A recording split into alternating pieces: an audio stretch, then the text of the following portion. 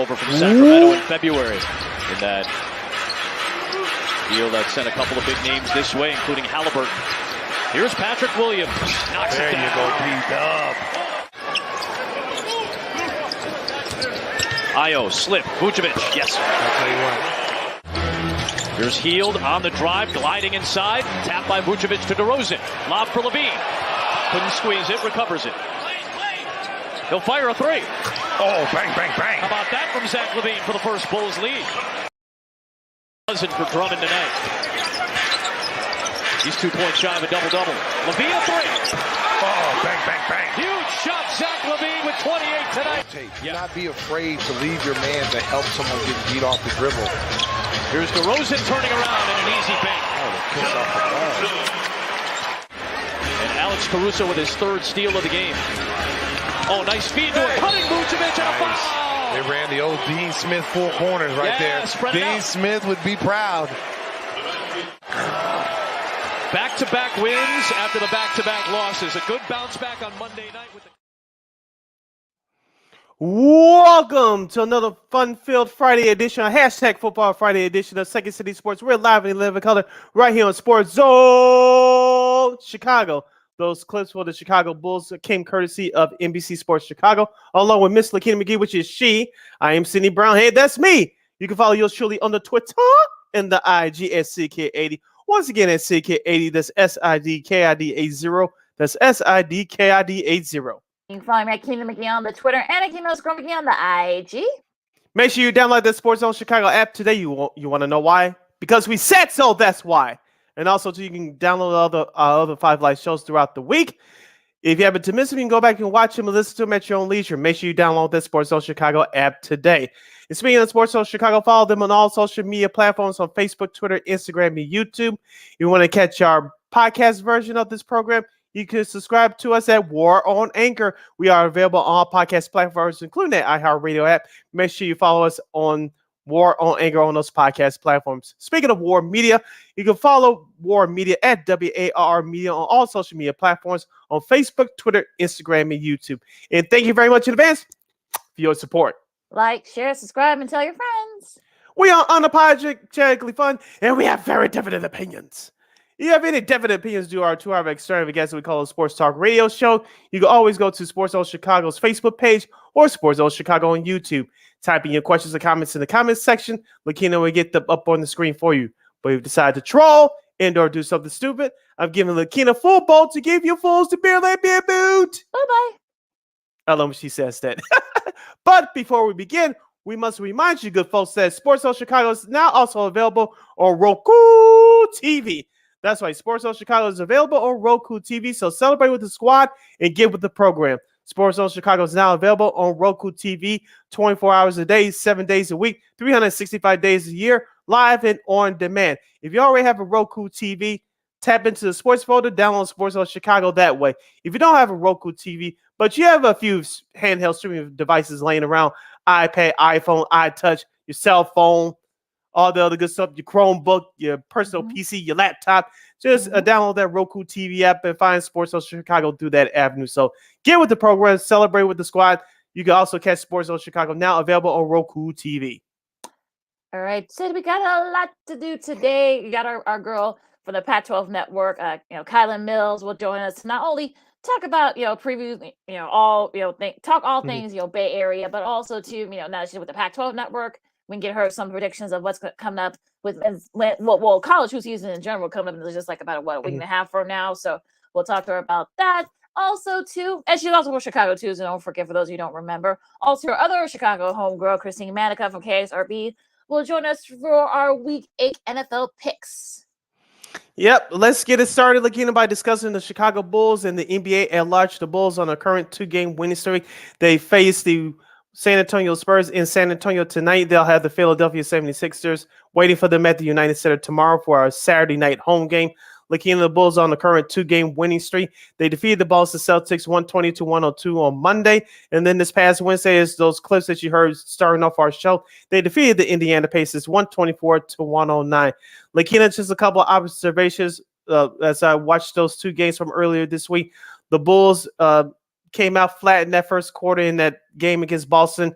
It was still some bad juju vibes lingering from that loss last Saturday night in that home opener against the Cleveland Cavaliers. But Boston's bad shooting and the play off the bench, in particular, Derrick Jones Jr. helped save them on Monday. Wednesday against the Pacers, they came out with better energy. The ball was moving around crisp. They were better defensively. Yes, the Indiana Pacers are still a rebuilding team, but even though we're barely a week into the season, Lakeena, Wednesday's game against the Pacers is the best that the Bulls have played all year. Yeah, it is. It's crazy when you talk. I saw a little bit of that game on Wednesday against Indiana. They're okay. They got some, good pieces. They got, of course, Ben, Mathurin, the rookie, and a few other guys. Buddy Hield too in that trade from Sacramento about a little over a year ago. So Tyrese Halliburton. Yeah. Halliburton's a good one too, a former Iowa State guy. So yeah, they got some good players. They're not at the top tier. They might be competing for one of the play-ins, but we'll have to wait and see there. But look, I think this is probably the best the Bulls have looked all season so far. And look, they came out firing. Vooch had a nice showing, for his birthday. Zach, looked good. Also DeMar, and they got great contributions from guys off the bench as well. So a good solid team win. Both team wins, but especially that one against Indy. So Zach have, of course, had 28. And it's going to be interesting because if you guys remember, Zach's not going to play tonight because, at the back-to-back and such. So, they're playing in San Antonio. We'll see what happens tonight. I mean, we know that Pop Love, coaching against the Bulls. So that should be a very interesting game tonight. Of course, they got the back-to-back. Of course, you got Philly. That's going to be very interesting. They got their own issues, but we'll get to that in a second. But I like how this team's playing overall. Just need the consistency from the guys off the bench. You're seeing Goran Dragic contribute. You're seeing Andre Drummond contribute. Just don't let him dribble. Just don't let him come up with the ball. Bring down the court with the ball. Don't do that. That's never been his game. That's crazy. Kobe White, has some a couple of key steals late and key rebounds, defensive rebounds late. So. Look, a good solid style points. It's not the old BCS in college football. So I think if you're a Bulls fan at 3-2, you should be 4-1. But I digress. But you're right there after 5 games especially despite a really tough schedule. Yeah, I like the addition of Andre Drummond. As we said over the summer, he's going to help bring some toughness and some definitely rebounding to this Bulls team. That's what they lacked last year, especially defensively within the interior. He's done a great job so far. And also, too, like you mentioned, Goran Dragic, he's bringing great guard play off the bench from the point guard position off the bench. Ayo Dosunmu, let's talk about him. He's been doing a great job running the point for the Bulls as he fills in the starting spot for the injured Lonzo Ball. Hopefully he returns later on down as the season goes along. But you mentioned those previous two guys with Drummond and Goran Dragic coming off the bench. I really feel that the chemistry with those are your 2 inches starters that comes off the bench to relieve those starters of minutes. And speaking of other bench guys, Javonte Green. When head coach Billy Donovan make the switch of putting Javonte Green in the starting lineup, Patrick Williams, he didn't have the greatest of games against Boston on Monday. On Wednesday, he had no rebounds, but he did pick up 10 points and 2 assists, but that's not enough. You notice that Patrick Williams' minutes have been literally cut in half. Most of the starters played about 30 to 35 minutes. Patrick Williams has been averaging at least 14 to 15 minutes a game as a starter. That's not good. No, that's not. I know it's the first draft pick of the Mark Eversley Karnisovas era, but it hasn't panned out so far. Yes, I know we've gone through this before. Patrick Williams was injured most of last year, and we've seen some signs. But how much longer will Billy Donovan go with Patrick Williams in the starting lineup with a lack of production, not just scoring wise, but mostly defensively, as he showed us during his rookie season? We just haven't seen it on a consistent basis since. Yeah, and I think that's really been the problem for him, is because he hasn't played it consistent the whole season. So that we're still trying. I think the jury's still out on Patrick Williams. I know some folks want to give up on him, but I want to kind of see, like, look, if he still is unproductive and not contributing, then you put him on the bench and such. But he's only 21 still, so he just he probably has another growth spurt in him. He buffed up. He bulked up a little bit over the summer. So I'm going to give him a little bit of time. So I'm not too worried about Patrick Williams.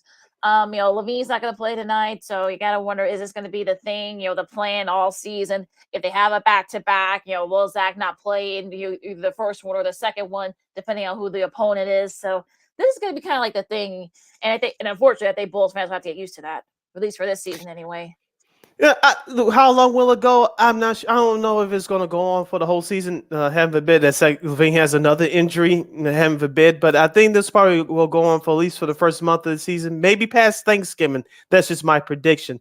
But like we talked about, Zach LaVine didn't play much 5-on-5 basketball this summer because him and his wife just had a new baby, and he had that surgery a month after the season ended last year with that playoff loss to Milwaukee. So he hasn't had time to get his wind back. I know he played in the preseason, but that's just not enough. That was just his start. And of course, they had a couple of hard practices during the early part of training camp. So, and he participated in some of them, but not in all of them. So it's going to take some time. I think my prediction is by the next month, this should be over, but you never know with the Bulls.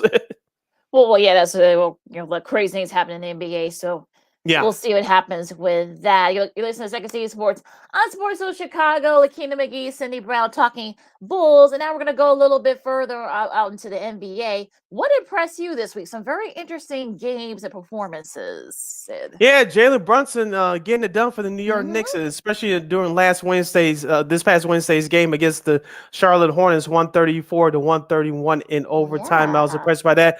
Luka Doncic was dropping a 40-piece on the Brooklyn Nets last night in overtime. I know some people, especially those at the 411 Network, want to write the Nets off already. I'm not going to write them out just yet, Lakeena. Give me another couple weeks, and as I said on this program before, I'll say it again. When the Brooklyn Nets get in trouble, who's going to punk out? Who's going to stand tall and say enough of this mess? Brooklyn has not looked good so far. They're on a current 3-game losing streak. I watched the game against Memphis. Ja Morant carved them up.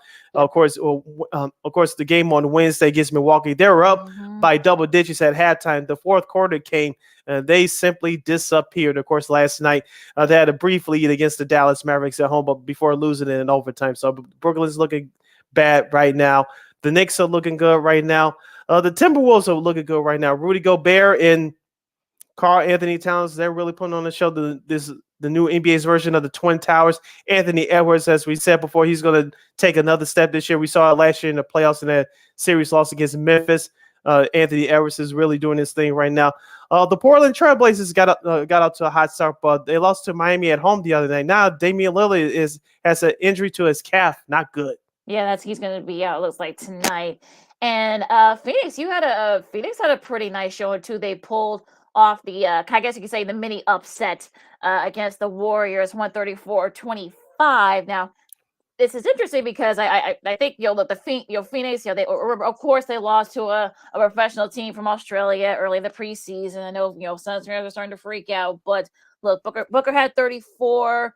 Guys, Klay Thompson kicked out of the game for the first time in his career. I know that was a first. Yeah, that was a first in his career that he's been kicked out of a game. But that was kind of interesting there. And also too, look, Jock Landale had a career high 17 points off the bench for them. So he's kind of become sort of like the unsung hero for the Suns. They're 3-1 right now. For those you don't know, he's a rookie from St. Mary's. I remember him because he was first team all West Coast last year in the basketball season. So that's a name that I've heard in the college hoops ranks. Now they actually, the Warriors, they bounced back. Our buddy Spiro Diaz, who we just had on the show on Monday, had a nice win against Miami. That was actually a pretty interesting game last night. Miami kept it close, but the Warriors being the Warriors. Steph Curry had 33. So yeah, he exploded in the fourth quarter last night. Did you check out that move at the 5.5 mark of the fourth quarter? He crossed up Tyler Hero. Was like, give me that little space to do my thing, and he nailed a 3-point shot.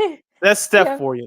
Well, that's how he does it. He doesn't really talk a lot, but he lets his game do the talking. So that's interesting too. Utah still had a nice showing as well. They're 4-1 right now. So, like I said, I don't know if Utah's going to make the playoffs, but they got some young talent. Of course, Lauri Markkanen. I think he finally has found a system that fits him. So that's a good thing there for him. But the Lakers on the flip side, they're 0-4 and they're a mess. They lost to Denver. Are you shocked? Wednesday. No, I'm not. But it looks like, I think AD might have twinged his back again. And Russell Westbrook was out again on Wednesday against the Nuggets due to his hamstring injury. I think the Lakers may be done with him. I will say this about the Lakers. They did show up for a while against Denver on Wednesday. They were better defensively, but they ran against a better team. And this is what happens when you do not surround LeBron James with shooters. And we said this last year, Lakeena. You don't have any shooters around LeBron, you're not going to win. And that's what happened last year, even despite the injuries. Oh, it's a mess out there in Los Angeles. Well, look. I mean, the Clippers. Look, they had they were upset by OKC last night, so I think Clippers fans are starting to freak out a little bit. But I got more in them than the Lakers. Well, yeah, I mean, they're 2-3 right now, so I wouldn't worry too much about them. Kawhi is still trying to find his groove. Wall's been contributing pretty well too for the Clippers, so I think they'll figure it out. There's too much talent on that team now. Going through this weekend's schedule, starting tonight, you got Atlanta and Detroit at 6. That should be interesting. One, the battle of the young guns there. Charlotte and Orlando at 6. Cleveland and Boston. That should be an intriguing one. Philadelphia and Toronto. That should be another interesting game between these two. And the first of the ESPN Friday doubleheader, you got Indiana and Washington at 6:30. That should be a fun one. New York and Milwaukee. That should be a good one too. I'm surprised that's not on television at 7 o'clock. Yeah, you don't hear Stephen A. Smith screaming it on your television. Well, that's a whole nother issue. Continuing with the Friday schedule, the Lakers will face Minnesota and the Twin Cities at 7 o'clock tonight. Utah is at Denver at 8 o'clock, and then at 9 o'clock, the second game of that second half of that ESPN doubleheader will feature New Orleans at Phoenix. Perhaps no Zion Williamson, perhaps no Brandon Ingram. We'll see the status of those two players for tonight's game. Of course, Houston is at Portland, wrapping up the Friday schedule. On Saturday, that's tomorrow, you got Miami and Sacramento. Note the very early start time at 5 o'clock for those of you out there in Sacramento. Golden State and Charlotte. That should be an interesting one at 6. Indiana and Steph Brooklyn. Curry come home. Yeah, he'll be there for tomorrow and they'll leave. Yeah. Interesting. Indiana and Brooklyn at 6:30. Brooklyn hoping to bounce back. Philadelphia and Chicago. That's 7 o'clock. I don't know if they're going to black out that game here in Chicago, but those outside Chicago can watch the. Yeah, so they'll be able to. Those of you outside Chicago will probably be able to watch that game on NBA TV, I should say. And you can still all you Bulls fans can watch it with Adam and Stacy on the call at NBC Sports Chicago, Atlanta and Milwaukee. That should be a fun one. OKC and Dallas. We'll see if Luka can stay hot. And an interesting one here all of a sudden. Memphis and Utah. That's at 8 o'clock tomorrow night. And wrapping up the weekend schedule here, so the games for Sunday afternoon. New Orleans is at the Clippers at 2 o'clock. There's a middle of the football schedule. At 5 o'clock on Sunday, we'll have Washington at Boston. That should be an interesting one. Both teams are, as of right now, 3-1 as of this broadcast. At 5 o'clock, we have the Knicks at the Cavaliers. Cleveland is started off the season hot. Donovan Mitchell is a big contributor to that, especially without their starting point guard, Darius Garland. At 5 o'clock, we have the Warriors at the Pistons as the Warriors continue their trip through the East Coast. At 6 o'clock on NBA TV for Sunday, we have Minnesota and San Antonio. At 6:30, we have Orlando at Dallas. At 8 o'clock, Houston at Phoenix. And then wrapping up the Sunday night schedule, Denver at the Lakers in a rematch from the game on Wednesday. So that game will take place, formerly known as Staples Center, on Sunday night for the Lakers. Hence the early start to Clippers and Pelicans. So that's why you got that thing there. But I don't like it when they whoever gets the short end of the stick, they're having to play in the afternoon. That's going to be that's always very weird. But even still, that is your schedule for this weekend in the NBA. Yep. So around the corner, we'll preview week 9 of college football, and we'll give you our predictions for the 2022 edition of the World Series presented by Major League Baseball. Is between the Houston Astros and the Philadelphia Phillies. That and a whole lot more as the hashtag Football Friday edition of Second City Sports continues. I'm Sid. That's Lakeena. We're live in living color right here on Sports Zone Chicago. This year, my mom got me the perfect bag for back to school. These colorful binders help me stay organized. These headphones are just what I need for studying. These new sneakers are just what I need for the new year. This jacket is a real must-have. My parents got me the skateboard I wanted. It's pretty cool. These scissors really come in handy in art class. These colored pencils, too. These new socks? They can be a real lifesaver.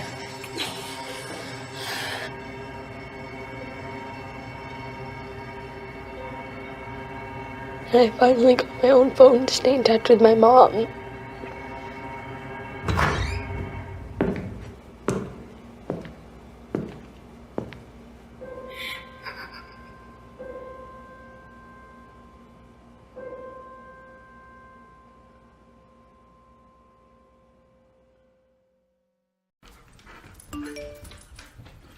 Trisha's having a sleepover tonight. Can I go? I wonder about Lucy's friends. What should I say? I know you're only 10, but one of these days a friend will offer you a drink. And alcohol at your age can lead to so many things. None of them good. So can I go to the sleepover? Lucy, I want you to promise me I something. finished my homework. Bigger promise. If there's any drinking, I want you to say, "No thanks, not my thing." Mom. I promise you. Your real friends won't care. Deal? Sure. Really? I promise, Mom. They really do hear you. Did you pack your toothbrush? For tips on how to start the talk, visit underagedrinking.samhsa.gov. A public service message from the Substance Abuse and Mental Health Services Administration.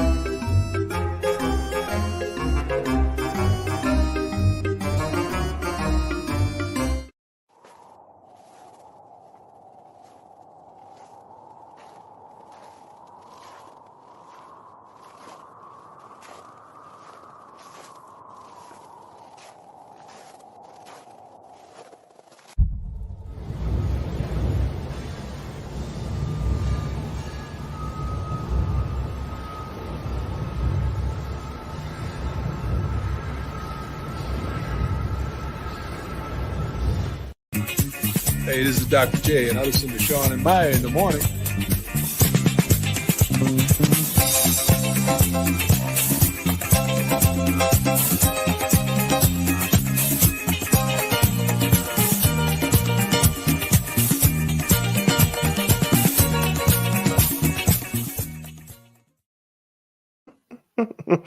Welcome back to Second City Sports on the hashtag Football Friday edition right here on Sports Zone Chicago. I'm Sid. That's Lakeena. You can follow yours truly on the Twitter and the IG at SidKid80. Once again, it's SidKid80. That's SIDKID80. That's SIDKID80. You can follow me at Keenan McGee on the Twitter and at Keenan McGee on the IG. We got less than 90 minutes of this extravaganza we call a sports talk radio show. You have any questions or comments for us, you can always go to Sports Zone Chicago's Facebook page or Sports Zone Chicago YouTube. Type in your questions and comments in the comments section. Lakeena will get them up on the screen for you. Lakeena, let's continue this amazing show by discussing college football as we preview week 9 in the land of the college stakes. We had a few games that was taking place around the country last night, Thursday, for those of you listening back on the replay on our podcast. It was number 14 Utah going on the road to Washington State, defeating the Cougars 21-17. NC State, number 24 ranked team in the country, they get by Virginia Tech 22-21. And Southern Miss defeated Louisiana 39-24. Yeah, a little bit of gamesmanship there. Wazoo accuses Utah of doing that because Cam Rising, their top, quarterback, some people thought he could be a draft pick, didn't play. It was literally a last minute. Kyle Williams said that, last minute that he wasn't going to play. So they felt that the Wazoo fans felt that was a little bit of gamesmanship. I'm sure they're still talking about it over in Pullman right now. But, Utah gets a squeaks out a win on the road. Now, as far as, NC State, that was a close game, throughout. And, Vodtech had a chance to win it. And I believe it was a missed field goal, if I'm not mistaken, or I think it might have been like a missed 2-point conversion or something like that. So, but NC State again had to kind of eke out another victory, but I guess he'll take it if you're the Wolfpack, considering after what happened with Clemson a few weeks ago.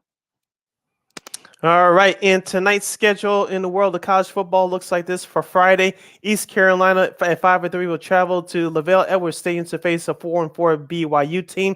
That's at 7 o'clock on ESPN2. And at the same time on CBS Sports Network, Louisiana Tech will play Florida International. All right, let's go to Saturday's slate for October 29th, 2022. Tomorrow morning at 11 a.m. on Big News Saturday on Fox, the Big Ten slate will feature number 2 Ohio State Buckeyes. They'll travel to Happy Valley and Beaver Stadium to face the number 13 ranked team in the country, the Penn State Nittany Lions. Ohio State 7-0. 4-0 in Big Ten play, while Penn State checks in at 6-1, 3-1 in Big Ten play. Ohio State is a 15-point favorite on the road. C.J. Stroud, 28 passes so far this season. Nate Singleton, the big running back for Penn State, he has 7 rushing touchdowns off of 561 total rushing yards. Lakeena, I would say that Ohio State is on upset alert, but I don't sense it here. I know it's going to be a great atmosphere there for a noon start, a rare noon start for that program in recent years, but it could be kind of sort of close, but I think Ohio State should roll in this one. Yeah, I think Penn State will keep it close, but I think the rushing yards, the rush defense isn't very good. So if you're Ohio State, I would say Maya Williams, who's one of your top running backs. I think you just give him the ball and just go to town. Now as for Penn State, I would say Nate Singleton, give the ball to him and perhaps maybe try to keep Nicholas Singleton, I should say. I would say run the ball and try to keep C.J. Stroud and that offense off the field. That's going to be the key here. And I think it's really going to be Penn State's defense. Can they kind of keep C.J. Stroud, Maya Williams, and that Buckeyes offense on their toes? I think that's going to be the key here. And also, too, for the Nittany Lions, their defense has to be disciplined and force a couple of turnovers and sack Mr. Stroud perhaps 2 or 3 times. If they could do that, they'll have a chance to pull out the upset. At 11 o'clock on ESPN, we had number 7 TCU traveling to Puskar Stadium in Morgantown, West Virginia, to face the 3-4 West Virginia Mountaineers. At the same time on ABC, 4-3 Notre Dame, the Fighting Irish will travel to Syracuse to face the number 16 ranked Orangemen. Notre Dame 4-3, Syracuse 6-1. Tough loss for Syracuse last week at Clemson. Want to go back to that TCU West Virginia. I know West Virginia, a lot of people thought that they would probably be right near the middle of the pack. They're 3-4 right now. But I think Morgantown, that place is going to be rocking. So I wouldn't underestimate them. I wouldn't underestimate the Mountaineers. I mean, they actually have the sort of they got the crowd behind them. So TCU, I'm not saying they should be on upset alert, but I'm saying that they should, don't look past the Mountaineers. That's all I will say. Is Syracuse, we'll see how their mindset is. I mean, they should have ran the ball more in that game against Clemson. That was sort of you have one of the top running backs in the country. So, in Estemi, so in Audric Estemi. So I don't know why they didn't run the ball, but I digress. But we'll see what their mindset is after that tough loss to Clemson. At 11 o'clock, Syracuse is a 2.5-point home favorite. At 11 o'clock on the SEC Network, 4-3 Arkansas will travel to Jordan-Hare Stadium to take on a struggling 3-4 Auburn team. And at the same time on FS1, Oklahoma will travel to Trice Stadium to take on Iowa State. Oklahoma 4-3, Iowa State 3-4. Should be interesting, though. I mean, it looks like Oklahoma might be starting to kind of find their groove a little bit. Iowa State has a pretty solid defense, so we'll see how that goes. Now, Boston College and UConn at 11 a.m. No, basketball season has not started yet, folks. So this is the old basketball rivalry from the Big East, so we'll see what happens there. Georgia Tech and Florida State. Of course, Tech, trying to kind of keep things sort of afloat as they're looking for a new head coach. Florida State, they kept it close against Clemson, but they just couldn't pull off the upset. But we'll see how they are. That's at 11 a.m. on the SEC Network. Miami and Virginia, ESPN 3. I think that's about it for the top noon games. Starting with the afternoon games at 2:30 on FS1. You got Oregon and California. That should be an interesting one there. California, Oregon, they got a little extra spring there stuff from the win against UCLA. So the Cal, we'll still see how they are. And they got the annual they don't call it the I forgot what they call it, the Florida Georgia game. The world's outdoor cocktail party. Yeah, they don't call it that anymore. They just call Why it not? Well, I don't know. I guess it encourages drinking and whatnot. I don't know. It's just some weird thing like that. They haven't done that in years, but some people there still do it. But Florida and Georgia, that's their annual trip, annual meeting in Jacksonville. It's at 2:30 on CBS. At 1:30 on the Big Ten Network, 4-3 Rutgers will travel to Huntington Bank Stadium in the Twin Cities to take on a 4-3 struggling Minnesota Golden Gophers team. Minnesota's favored by 2 touchdowns, 14 points to be exact. Lakeena, the Golden Gophers, I've been behind them all year. They looked bad the last 2 weeks. On prime time last week, they got smashed by Penn State. The week before, they got dominated by Illinois and Champaign in the second half. Tanner Morgan must step up for Minnesota to right the ship. I think they will. They'll improve their record to 5-3. At least you got to get back to being respectable, and this is a great week to do that. We'll see. Should be a good one here. Last time they played was actually a pretty good game, so we'll see what happens there. Mm-hmm. To the Big 12, we got OK State, Kansas State. Kansas State, at number 22. That's a 2:30 on Fox at Bill Snyder Family Stadium, and this is gonna be interesting. Because as it is with the Big 12, it's all about offense, but it's gonna be defense. OK State made some big stops against Texas last week. K-State, coming off that loss to TCU, so it's gonna be interesting to see how this goes.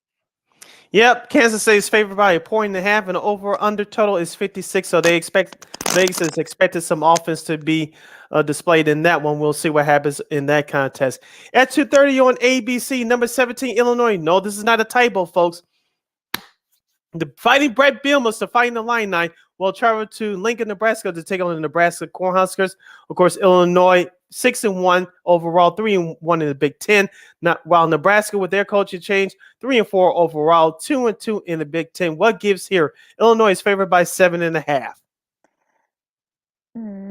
Nebraska coming off that loss to Purdue. They were actually really close for Purdue at one point, but they couldn't get it going late. So if you're if you're Coach Joseph, you're still kind of trying to make a good impression, hopefully, to the brass and, get a chance to try to, make that job.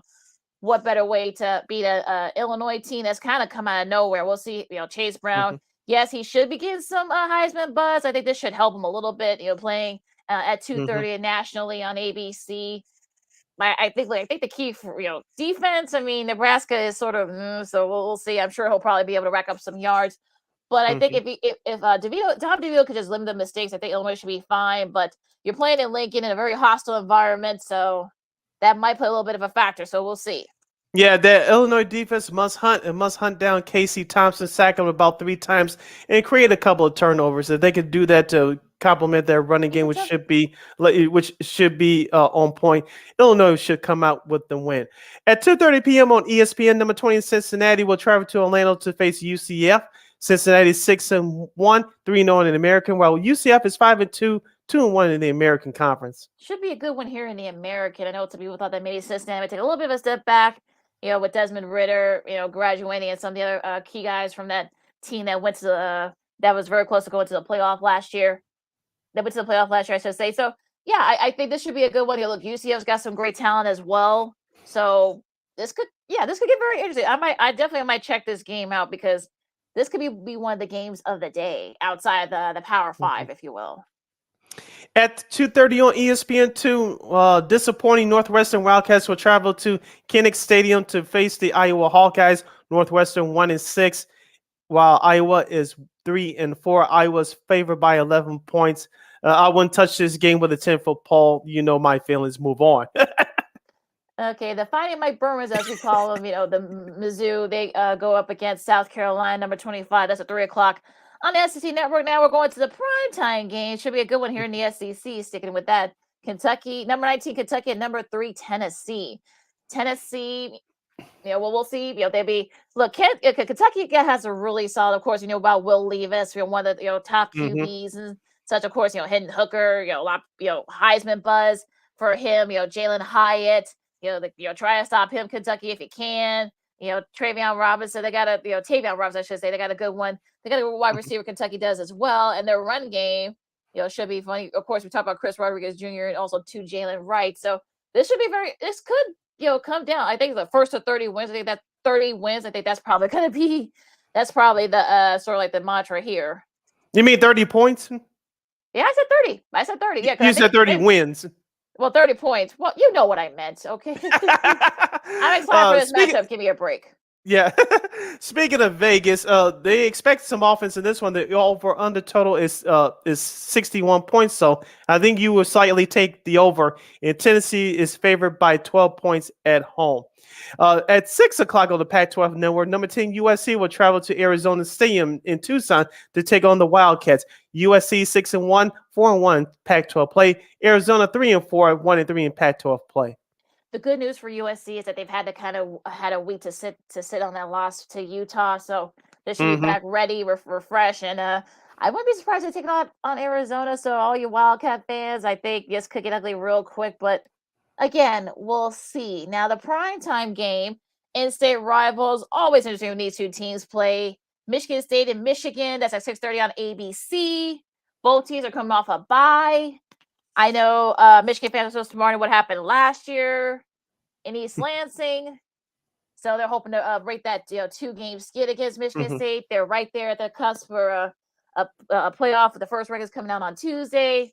So, JJ McCarthy, Blake Corum, Donovan Edwards, try slowing that running tandem down for Michigan. But, Michigan State's got a pretty solid one themselves. They got Jalen Burger. He's a pretty solid running back. So the run defense for Michigan is going to have to kind of keep him at bay. So it should be an interesting game, but Michigan should be able to pull this off. I wouldn't be too worried. I'm sure Jim Harbaugh, probably will tell his guys, like, remember those last 2 games? Try to kind of get that energy going.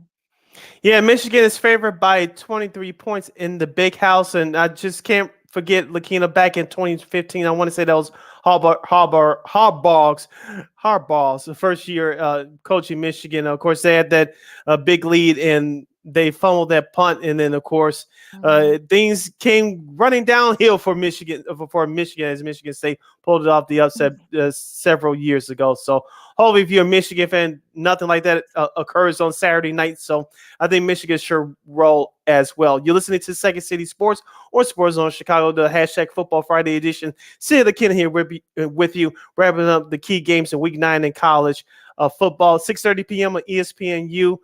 Arizona State against Colorado, 2 bad teams in the Pac-12. But at the same time on ESPN2, 4-3 Texas Tech will host 4-3 Baylor. Both teams are 2-2 in Big 12 play. Both are still right there for that for those spots in the Big 12. So whoever loses this game, they're going to be out of it. But whoever wins, they still have an outside shot. So it should be interesting there. Number 15, Ole Miss against Texas A&M. Of course, Ole Miss smarting from that loss last week in Texas A&M. Some people are already saying that Jimbo Fisher should be on the hot seat. So we should see what happens here. That's going to be on SEC Network at 6:30. Pittsburgh at number 21, North Carolina at 7 o'clock. That's going to be on ACC Network. Stanford and UCLA hoping to bounce back from that loss to Oregon. That's one of the late games at 9:30 on ESPN. Yep, and there's your week preview of Week 9 of college football right here on Second City Sports. So those games should be fun. Shout out to our guy Lamont checking in on Facebook. Put some respect on Illinois name. We're kind of good. Yeah, it's another big test on the road tomorrow. If you guys can dominate, Nebraska is definitely going to go a long way. And perhaps put the final line out in track to play Indianapolis for the Big 10 title game.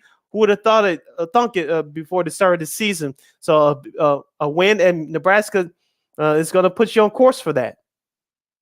Still got to play Purdue though, so you still got a couple. That too, yeah. You also got to play Michigan too before that. So I wouldn't count my Big 10 West. You still got a pretty long way to go, but just don't take it one game at a time. You listen to Second City Sports on Sports Zone Chicago. Lakeena McGee, Sydney Brown with you now. Of course, for all you baseball fans, we haven't forgotten the World Series. Game 1 starts tonight between the Philadelphia Phillies and the Houston Astros. We talked a little bit about it, on Monday. Go back and listen to it, but we're going to go a little bit more in depth here since it starts tonight. It's going to be very interesting, though, in my perspective, because Phillies playing with house money. Rob Thompson came out of nowhere. Interim. Now he's led his team to the NL title and the World Series. It'll be Aaron Nola against Justin Verlander. I think that, of course, the edge will be to Houston, since a lot of these guys have been there before. Verlander's been there before, so you got to think that edge Houston. But I wouldn't go that not so fast. I think for me, the key is going to be the pitching. If Nola can kind of keep those bats from the Astros, sort of like, look, I know it's going to be a hard task. Yordan Alvarez, Kyle Tucker, among others. I mean, those guys can hit like crazy. But look, Philly's got some bombers too, of course. Bryce Harper, Kyle Schwarber. I mean, look. I think the key is going to be like who's going to be. I think the pitch is going to be the key here. And also, too, with Aaron Nola starting Game 1 tonight for Philadelphia, remember he damn near pitched a no-hitter in his start against Houston back late in September. So he could dominate those Astros bats. On the flip side for Philadelphia, Rhys Hopkins, he's the other star hitter. I know he strikes out a lot, but I'm looking for him to perhaps have a breakout series for the Philadelphia Phillies. You mentioned Bryce Harper, who's having a heck of a postseason. I think the world, unfortunately and unfairly at times, is on his shoulders because of he left Washington to go to Philadelphia in 2019. Of course, Washington, led by then young Juan Soto and Max Scherzer, they upset the Astros in that World Series. So Bryce Harper still has some work to do. I think he'll be fine. But like I said, Kyle Schwarber's been there before. Remember 2016 Cubs fans? He was injured for most of that year with a torn ACL. Basically played DH in that series and helped the Cubs win that one. But Philadelphia's offense, as we mentioned, has been hot. Their starter pitching is phenomenal. You mentioned Nola goes tonight. Zach Wheeler goes tomorrow. Houston is undecided as far as their starter tomorrow, but Justin Verlander will start tonight. It's going to come down to the bullpens, Lakeena. I said this on Monday. I'll say it again.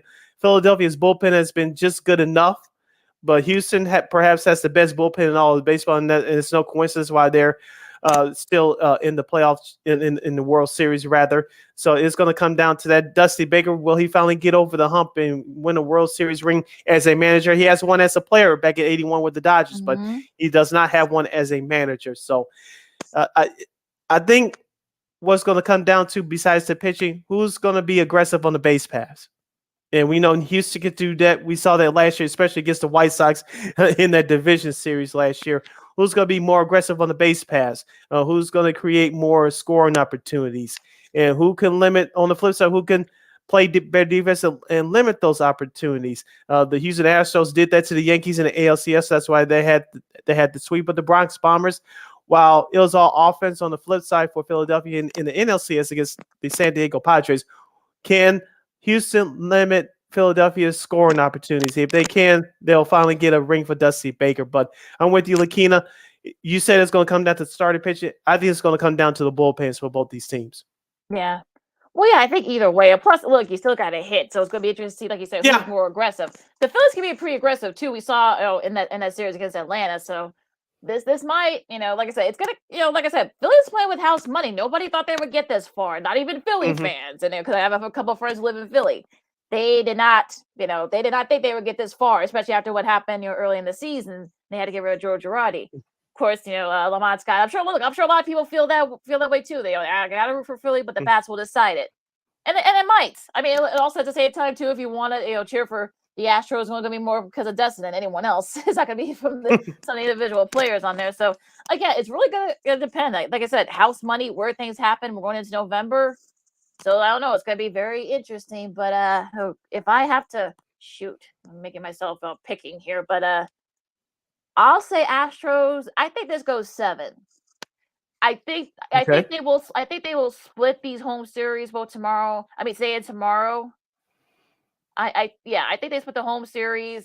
Philly will get one, whether it's tomorrow or I think maybe more like whether it's today, probably more likely tomorrow because Zach Wheeler has been dealing. I'll say Astros in 7, but I wouldn't be surprised if Philly somehow pulls out another upset. Yeah, I'll go with the Philadelphia Phillies in 7 because of the momentum that they had so far in the playoffs. Of course, you saw what they did to the Cardinals, sweeping them in the wild card series, and then, of course, dismissing the Padres in 5 in the NLCS. I'm with you. They will split the first 2 games in Houston because their starting pitching is just too good. You can throw those guys in the games 4, 5, and 6, in particular Zach Wheeler and Aaron Nola. So Philadelphia is still in good shape. And I wouldn't be surprised if it does go 7. Like I said, I have Philadelphia in 7. I know you have Houston in 7. Remember, Houston has the home field advantage. So the games 1 and 2 are in Houston tonight and tomorrow. Games 3 and 4, and if necessary, game 5 will be in Philadelphia next week, Monday, Tuesday, and Wednesday. Of course, next Friday and Saturday will be games 6 and 7 if necessary.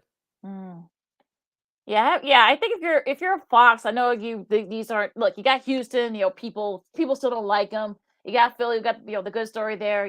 Blue collar. Yeah, it's a good good size city too. So I think if you're a Fox, yes, I'm sure you would rather have had either the New York teams or the Dodgers, but I think you're okay with this series. I think. Yeah, and last comment from my buddy Lamont on Facebook. I want Philly, but I agree with Lakeena. Astros is 7. So we'll see if Dusty Baker finally gets that ring that has eluded him as a manager. And this should be an exciting series. And it starts tonight at 7 o'clock p.m. locally, and nationally, I should say, on Fox TV. Stay tuned for more sports and more fun as hashtag Football Friday edition of Second City Sports continues with our homegirl Kylen Mills from the Pac-12 Network and Locked On Warriors, and our homegirl Christine Manika with her Week 8 NFL picks. I'm Sid. That's Lakeena. You're listening to Sports Zone Chicago. This year, my mom got me the perfect bag for back to school. These colorful binders help me stay organized. These headphones are just what I need for studying. These new sneakers are just what I need for the new year. This jacket is a real must-have. My parents got me the skateboard I wanted. It's pretty cool. These scissors really come in handy in art class. These colored pencils, too. These new socks, they can be a real lifesaver.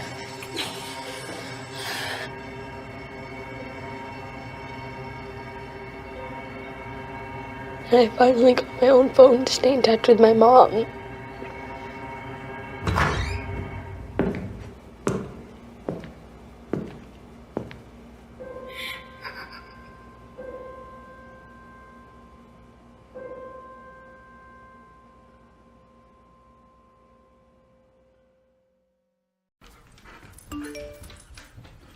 Trisha's having a sleepover tonight. Can I go? I wonder about Lucy's friends. What should I say? I know you're only 10, but one of these days a friend will offer you a drink. And alcohol at your age can lead to so many things. None of them good. So can I go to the sleepover? Lucy, I want you to promise me I something. finished my homework. Bigger promise. If there's any drinking, I want you to say, "No thanks, not my thing." Mom.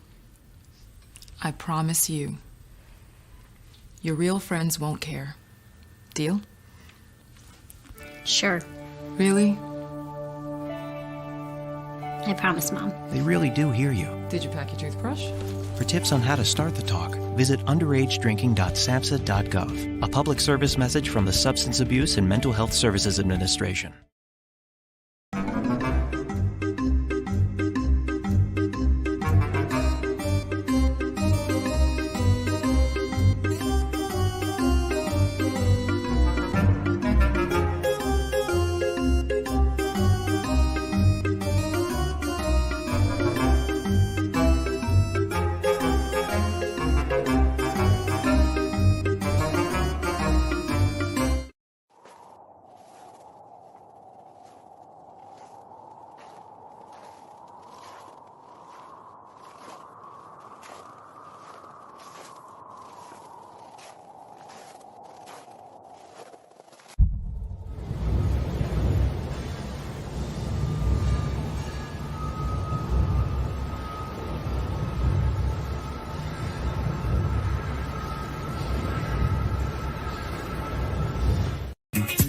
Hey, this is Dr. J, and I listen to Sean and Maya in the morning.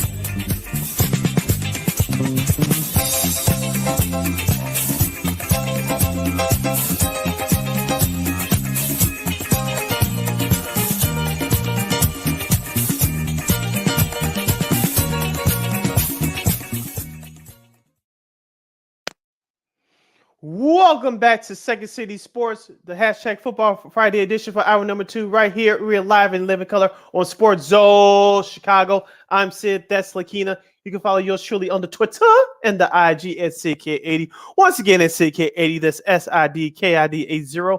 That's SIDKID80. You can follow me at Keenan McGee on the Twitter and at Keenan McGee on the IG. And we have less than an hour left of this extravaganza we call a Sports Talk Radio Show. You have any questions or comments for us, you can always go to Sports Zone Chicago's Facebook page or Sports Zone Chicago on YouTube. Type in your questions or comments in the comments section. Lakeena will get them up on the screen for you. Coming up, we'll have our homegirl Kylen Mills from the Pac-12 Network and Locked On Warriors podcast. She'll join us coming up.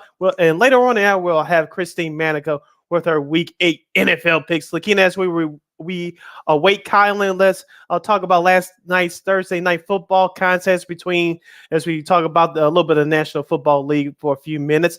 The Baltimore Ravens and the Tampa Bay Buccaneers did battle last night in Raymond James Stadium. The Baltimore Ravens improved their record to 5-3 with a 27-22 victory over the Tampa Bay Buccaneers. Of course, Tampa Bay is now 3-5 on the season. Baltimore improves their record to 5-3. Lamar Jackson, 27-38, 238 yards and 2 touchdowns. His quarterback rating was a stellar 104.9. In the running back department, Mr. Edwards have 11 carries for 65 yards. And Mr. Likely in the receiving department for Baltimore, 6 catches for 77 yards and a big touchdown. Kenyon Drake had 4 catches and also a touchdown. Yeah, Likely was definitely the player of the game last night. He stepped in when Mark Andrews got hurt with a shoulder injury, so he had to step in. Of course, the rookie out of Coastal Carolina. If you guys remember the Chanticleers, I remember him, saw him a couple of times in college. But yeah, he was kind of showed.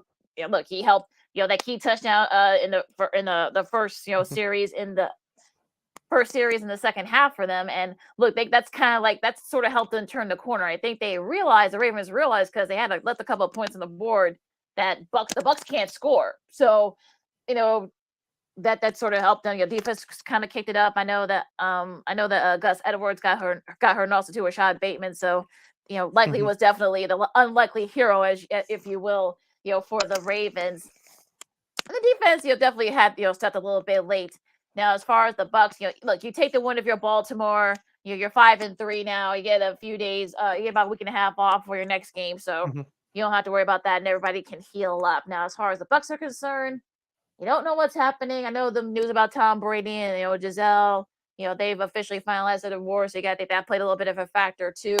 As our my friend, our buddy Jay Washington said, who was a comedian out in LA, he said this could only go 2 ways. Now that the divorce is finalized.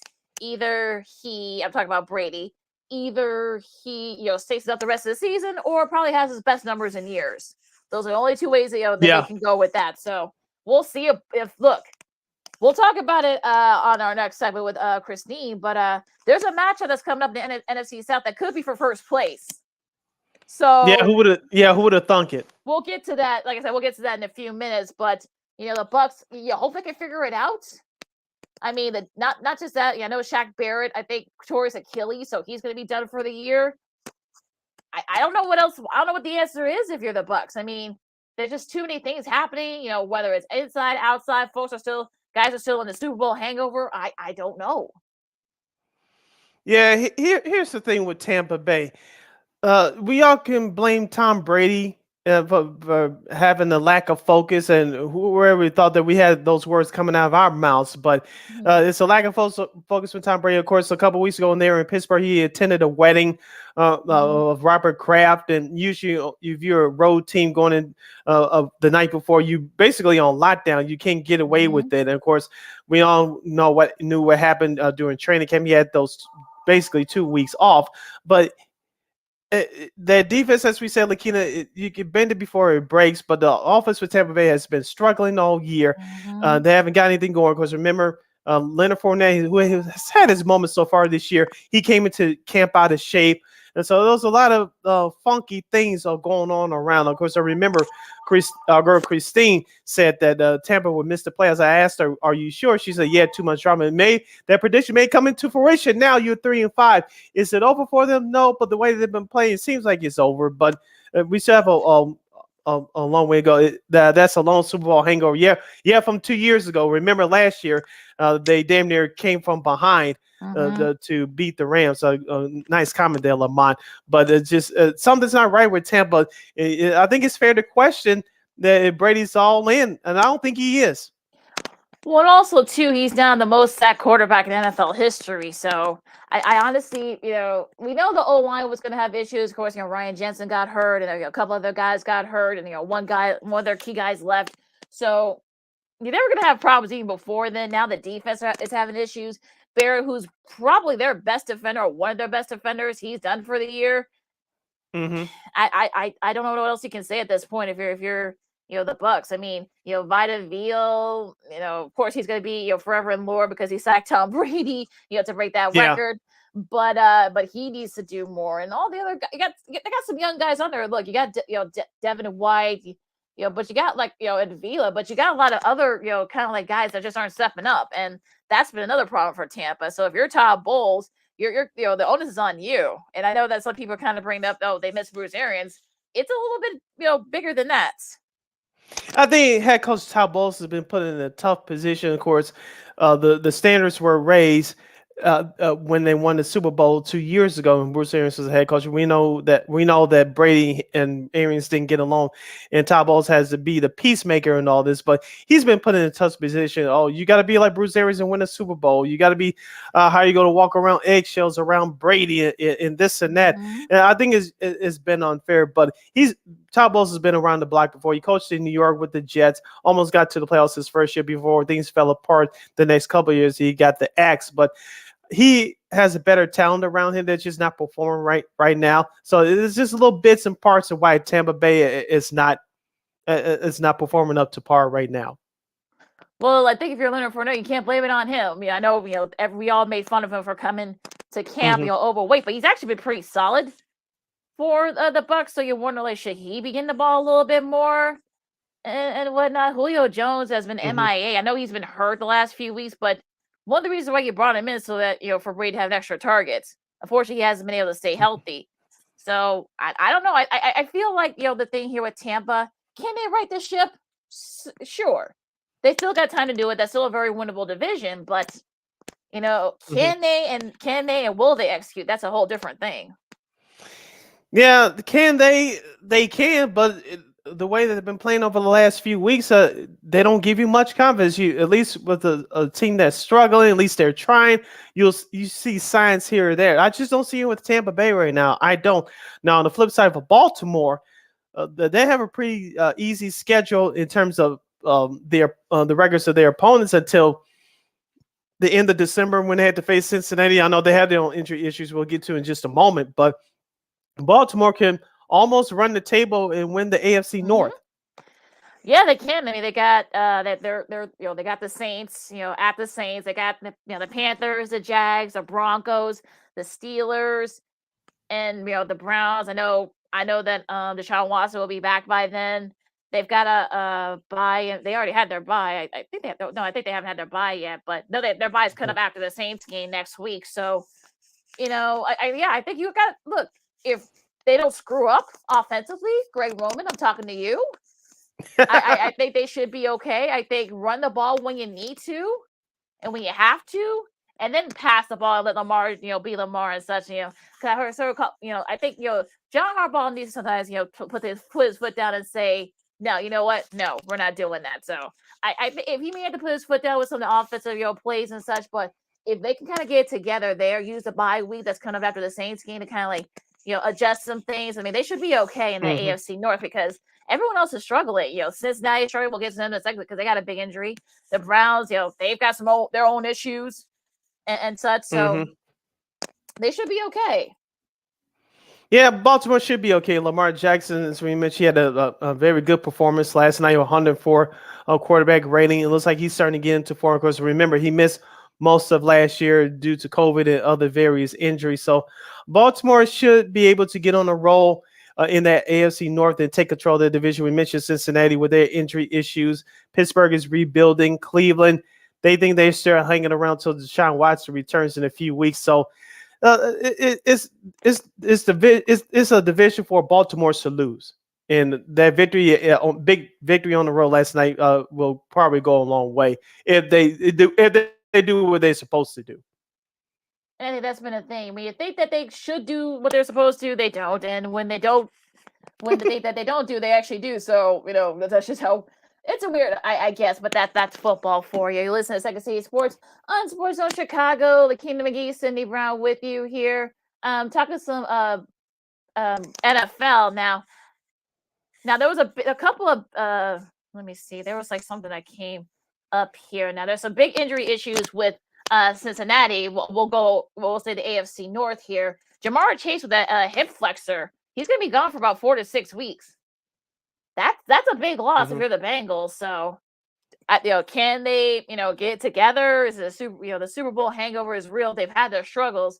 They're still right there in that division, but Chase's injury, you got to think that's a big deal. Yeah, I know he had a slow start to the season right here in 2022. I know Tyler Boyd has picked it up the last couple of weeks. Of course, Joe Burrow came off of a career game last week, throwing for near 500 yards, and now that's going to be a big loss. Everybody is going to have to pick it up, especially in the receiving department, not just Tyler Boyd, with T. Higgins as well. So Joe Mixon, the running back, he has to pick up a little bit more. It's going to have to be a group effort. And Jamar Chase, we saw last year on Cincinnati surprise runs to the Super Bowl, that he picked up a lot of coverage, especially late in the year, which opened up the other guys' names I just mentioned. So that's going to be a huge loss for Cincinnati. And right now, Joe Burrow, that offensive line is still suspect at times. So now you expect teams like Cleveland and everybody else that's going to play them going forward to hunt down Mr. Burrow a whole lot more now with that number one target on the shelf. Yeah, that's going to be a big thing there. Of course, going to the Bears. A big trade, went down, and Robert Quinn, who we all I think were predicted that the Bears were going to trade him at some point. He ended up going to Philadelphia. They get that extra pass rush help, which they do need. That's probably one of the few weaknesses for Philly.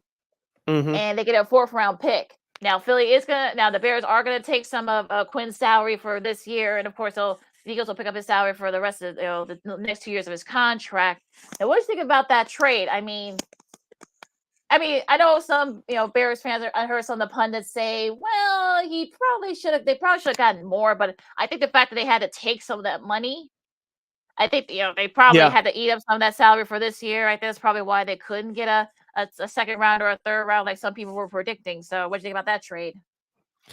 I thought it was a fair trade. So we talked about over the summer, Lakeena. The Bears, you know that they wanted a second round pick or a third round pick at best, but that was Robert Quinn's true value around the league. He's an older player. Those 18.5 sacks should be nothing to sneeze at, but he's not in his prime anymore. And so you saw that true value of what he was worth to the open market. Philadelphia decided to take a chance on him, and I think they're going to be rewarded. Like you said, Lakeena, the Bears, they weren't in salary cap help, but they like you said, they're going to have to take some of that salary, and that's what's happening right now. They're going to have more salary cap room as the offseason goes on. We have our guest, our homegirl from Chicago. She's doing big things now for the Pac-12 network. We loved her when she joined us last year around this time. So it may be a kind of a tradition thing, Lakeena, around Halloween. Maybe we'll see what happens with that. Without further ado, she's now with the Pac-12 network, and she's the co-host of the Locked On Golden State Warriors podcast, part of the Locked On network. Here's our homegirl from Chicago, Miss Kylen Mills. Kylen, welcome back. Hey, thanks for having me. Sorry for my tardiness. I had to take my husband to the airport, but glad to see you guys and continue the tradition of apparently coming on every October. Well, yeah, absolutely. Let's start with the Warriors here. So you're the co-host of Locked On Warriors podcast. Now, what you think? They had a pretty mixed week. I mean, they lost to the Suns. That was a tough one. Clay got tossed for the first. I think that was the first time in his career that he got tossed. Yeah. Oh yeah. So I know he wasn't very happy. I saw he was not very happy at all. But they got a nice bounce back win against the Heat. So with all this stuff, we know how competitive the West is. So the Warriors, are they the team to beat in the West? I don't think the Warriors are the team to beat right now. I think they will become the end of the season. I mean, the biggest thing with Golden State is that their second unit and a lot of their young players are still trying to figure out. And that's what we saw on Tuesday night.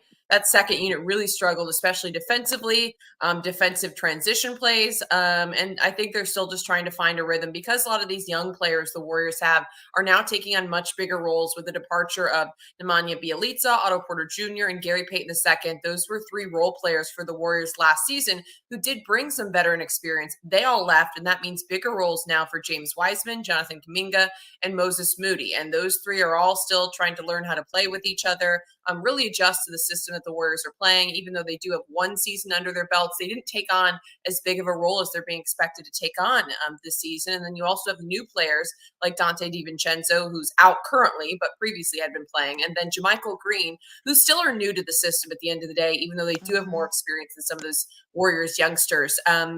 They're still learning to play together, and they're trying to learn Steve Kerr's system and style. So I think there's a lot of adjustments mostly going on within the second unit, because when you looked in that game on Tuesday, like the Warriors starters, I mean, all putting up really, really strong numbers. Andrew Wiggins had another great game. They were all like plus 15, plus double digits, yet the Warriors lost. And it was largely due to the second unit. And that's something Steve Kerr pointed out after the game. And he said that he felt like there wasn't enough effort and defensive intensity from that second unit.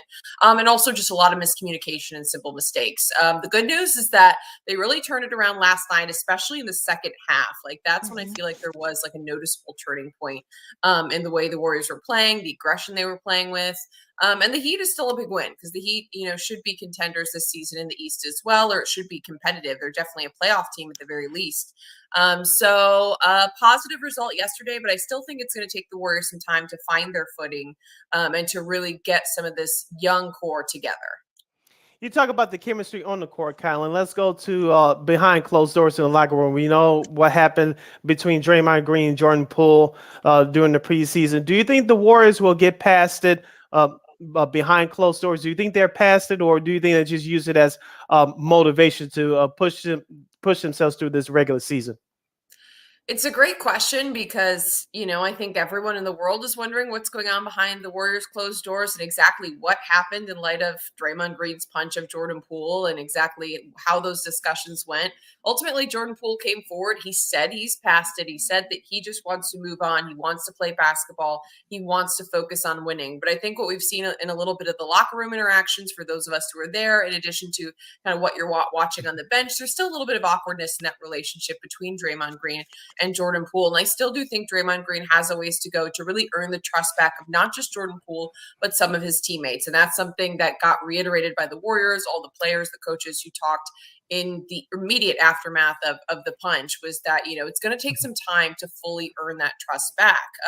So it doesn't happen overnight. I think that everyone is on the same page and that they want to move forward, but it's still going to take some time for things to be, 100% back to normal. But I think that what the Warriors are focused on doing right now is not letting that focus their play on the court and to make sure that that chemistry on the court is still as strong as it has been the last several seasons.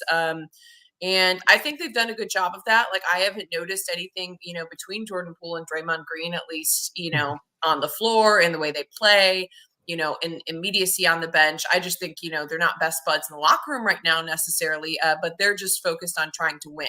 And for me, the chemistry that, the Warriors are really focused on doing, or really focused on improving rather, is, like I said, that second unit and really figuring out how to incorporate some of the new guys. Steve Kerr has talked about trying to figure out the right combinations of players. And so I think that everyone's just really trying to focus on basketball in order to kind of put that behind them to move forward from that incident. But, of course, like I said, some of the awkwardness, it's going to take some time. It doesn't happen overnight. And I'm sure there's still a little bit of that. But like, everyone's just focused on winning now that we're really getting into the heart of the season, or, getting some games under their belt. I think they're just trying to use basketball, to really try to move forward. Well, and Poole got that nice, sweet new contract too. So I'm sure he probably definitely wants to put that. Yeah, he wants to put that behind. And now Steph Curry has, he had a great summer. Finally won Finals MVP. Finally, I know that's been something that I think he's wanted for years. Especially they feel vindicated too with KD. Even though they won one before KD got there. So of course everyone thought that the Warriors were done for. He got his degree from Davidson. He got his jersey retired. So. What's next? What do you think, next for Steph? I mean, more titles, more anything. I know he feels like he's not done yet. So the fact that he's still shooting as good as he is at his age at 34, I mean, it's just phenomenal. It really is phenomenal. And it's another great question is what's next for Steph Curry? I mean, a lot of people are joking about how he needs to now go get an Olympic gold medal or, like trying to come up with these extraneous awards that Steph Curry hasn't yet won that he still needs to win. And there really isn't a list because once he did get that finals MVP, that was something that meant a lot to him and was, I think huge for the legacy in his career. And something that he kept saying after the championship and that MVP title was, what are they going to say now? What are they going to say now? I mean, really, what are they going to say now? Because Steph Curry has won every award across the board. And like you said, he is continuing to shoot just so incredibly well. Something that he actually talked about last night after the game when asked about his 30-point performance in 5 games was what's next. And he just said that he wants to continue playing basketball at a high level. And he said, maybe stupidly, but I believe that can happen for years to come. So Steph Curry doesn't seem to be any closer to slowing down, any closer to even considering retirement at 34 years old. So, I mean, Dub Nation, super excited to hear that. But as far as what else, I think just racking up more titles, more rings, continuing to cement his legacy. And I'm sure he'll be passing up some other folks if he does collect a couple more rings.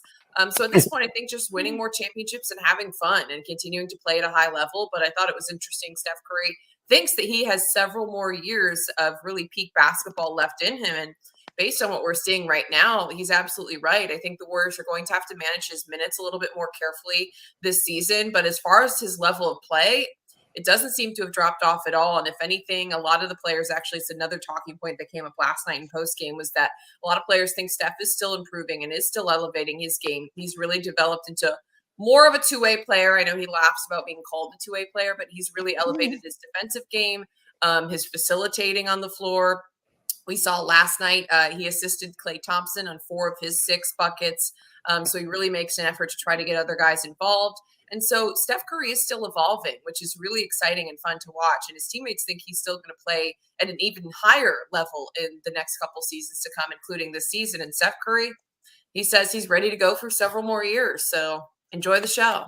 We're hanging out with Chicago's very own all homegirl, Kylen Mills from the Pac-12 Network and co-host of the Locked On Warriors podcast right here on Second City Sports, the Friday edition. Sid Lakeena here with you on Sports Zone Chicago. Kylen, let's switch over to football. The San Francisco 49ers, they lose Trey Lance early on in the season. Jimmy Garoppolo is still the quarterback, but they traded for Christian McCaffrey. They get smacked around by the Kansas City Chiefs. Now they got a tough game against the Rams this coming week. They beat the Rams once this season on Monday Night Football.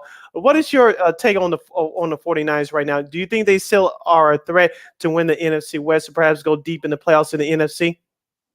One thing that I've learned is don't count the 49ers out either, because I look back to kind of a little bit of deja vu from last season, because the 49ers started the season 3-5 last year. And I remember it was like total panic here in the Bay Area. Like people were freaking out. The media was freaking out that the 49ers were done. They were out. There's no way they were going to make the playoffs.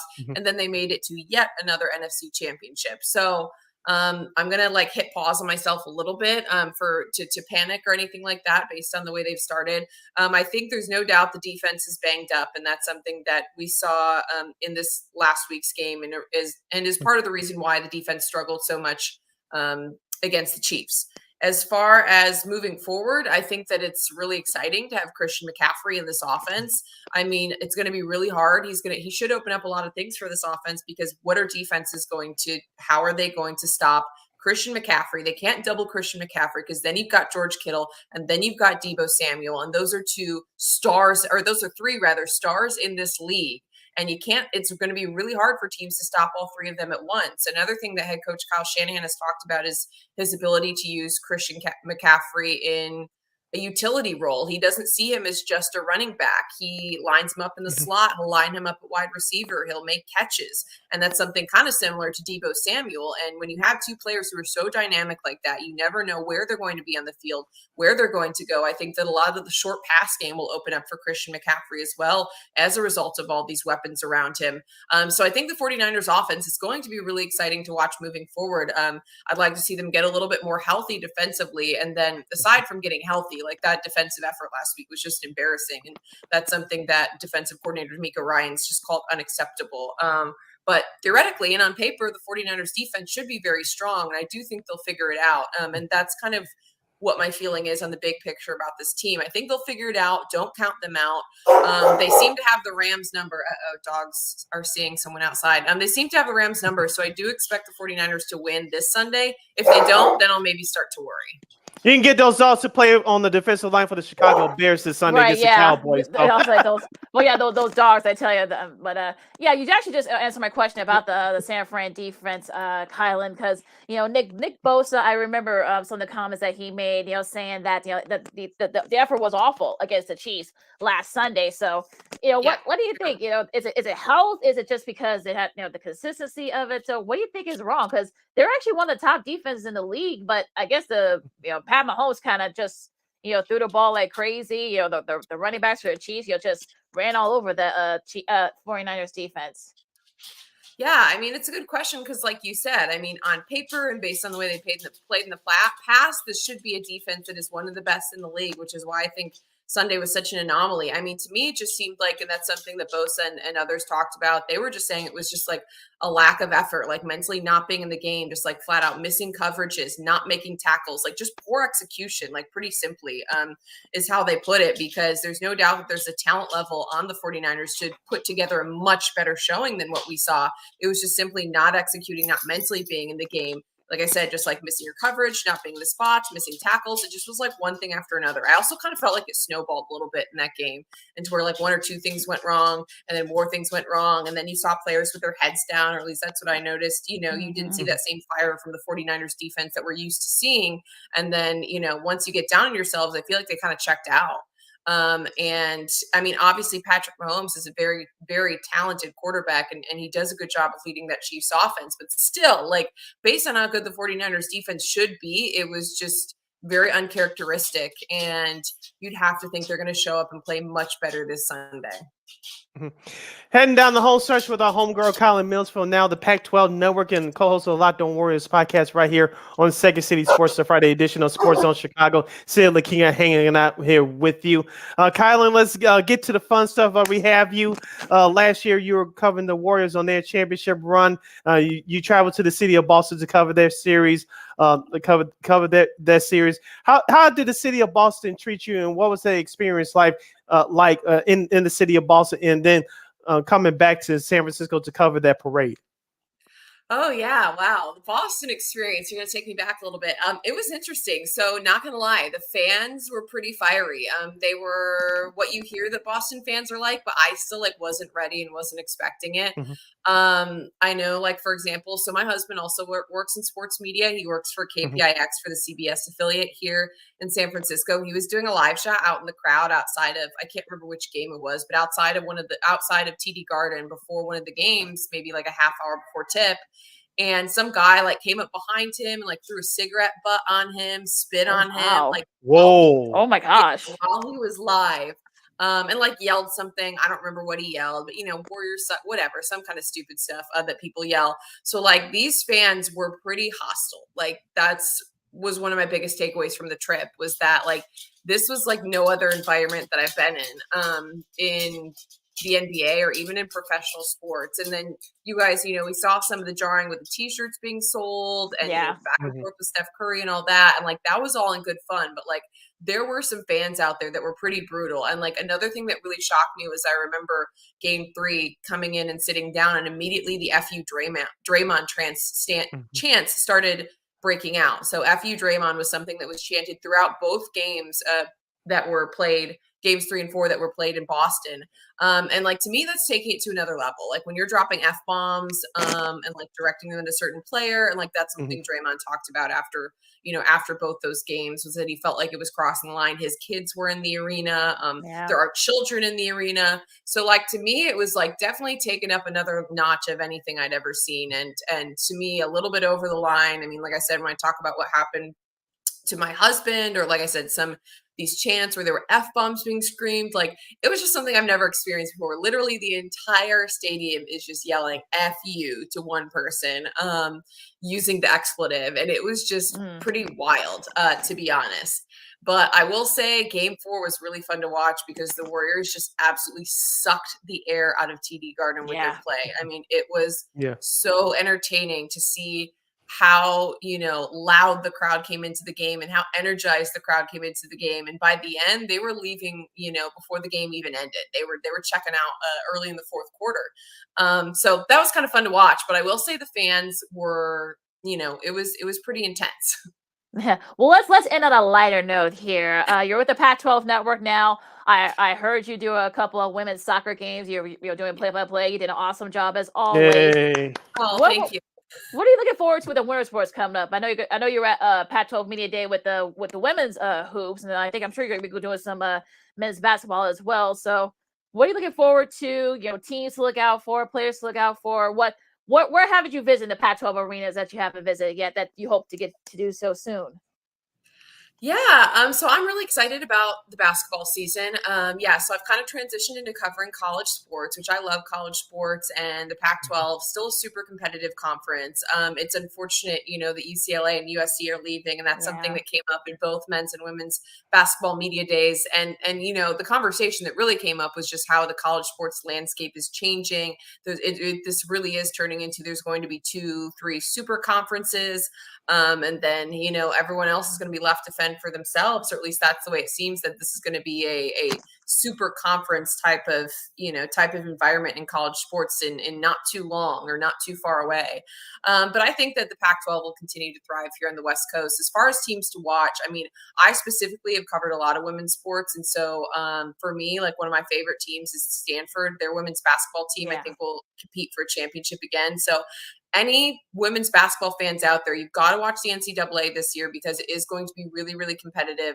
Stanford absolutely should run it back. They've got 2 All-Americans and Pac-12 Players of the Year, one named by the media, one named by the coaches, and Cameron Brink and Haley Jones. And they're 2 of the best players in college basketball, both up for the Naismith Award. Both were finalists last season, and I'm sure we'll be finalists again this season.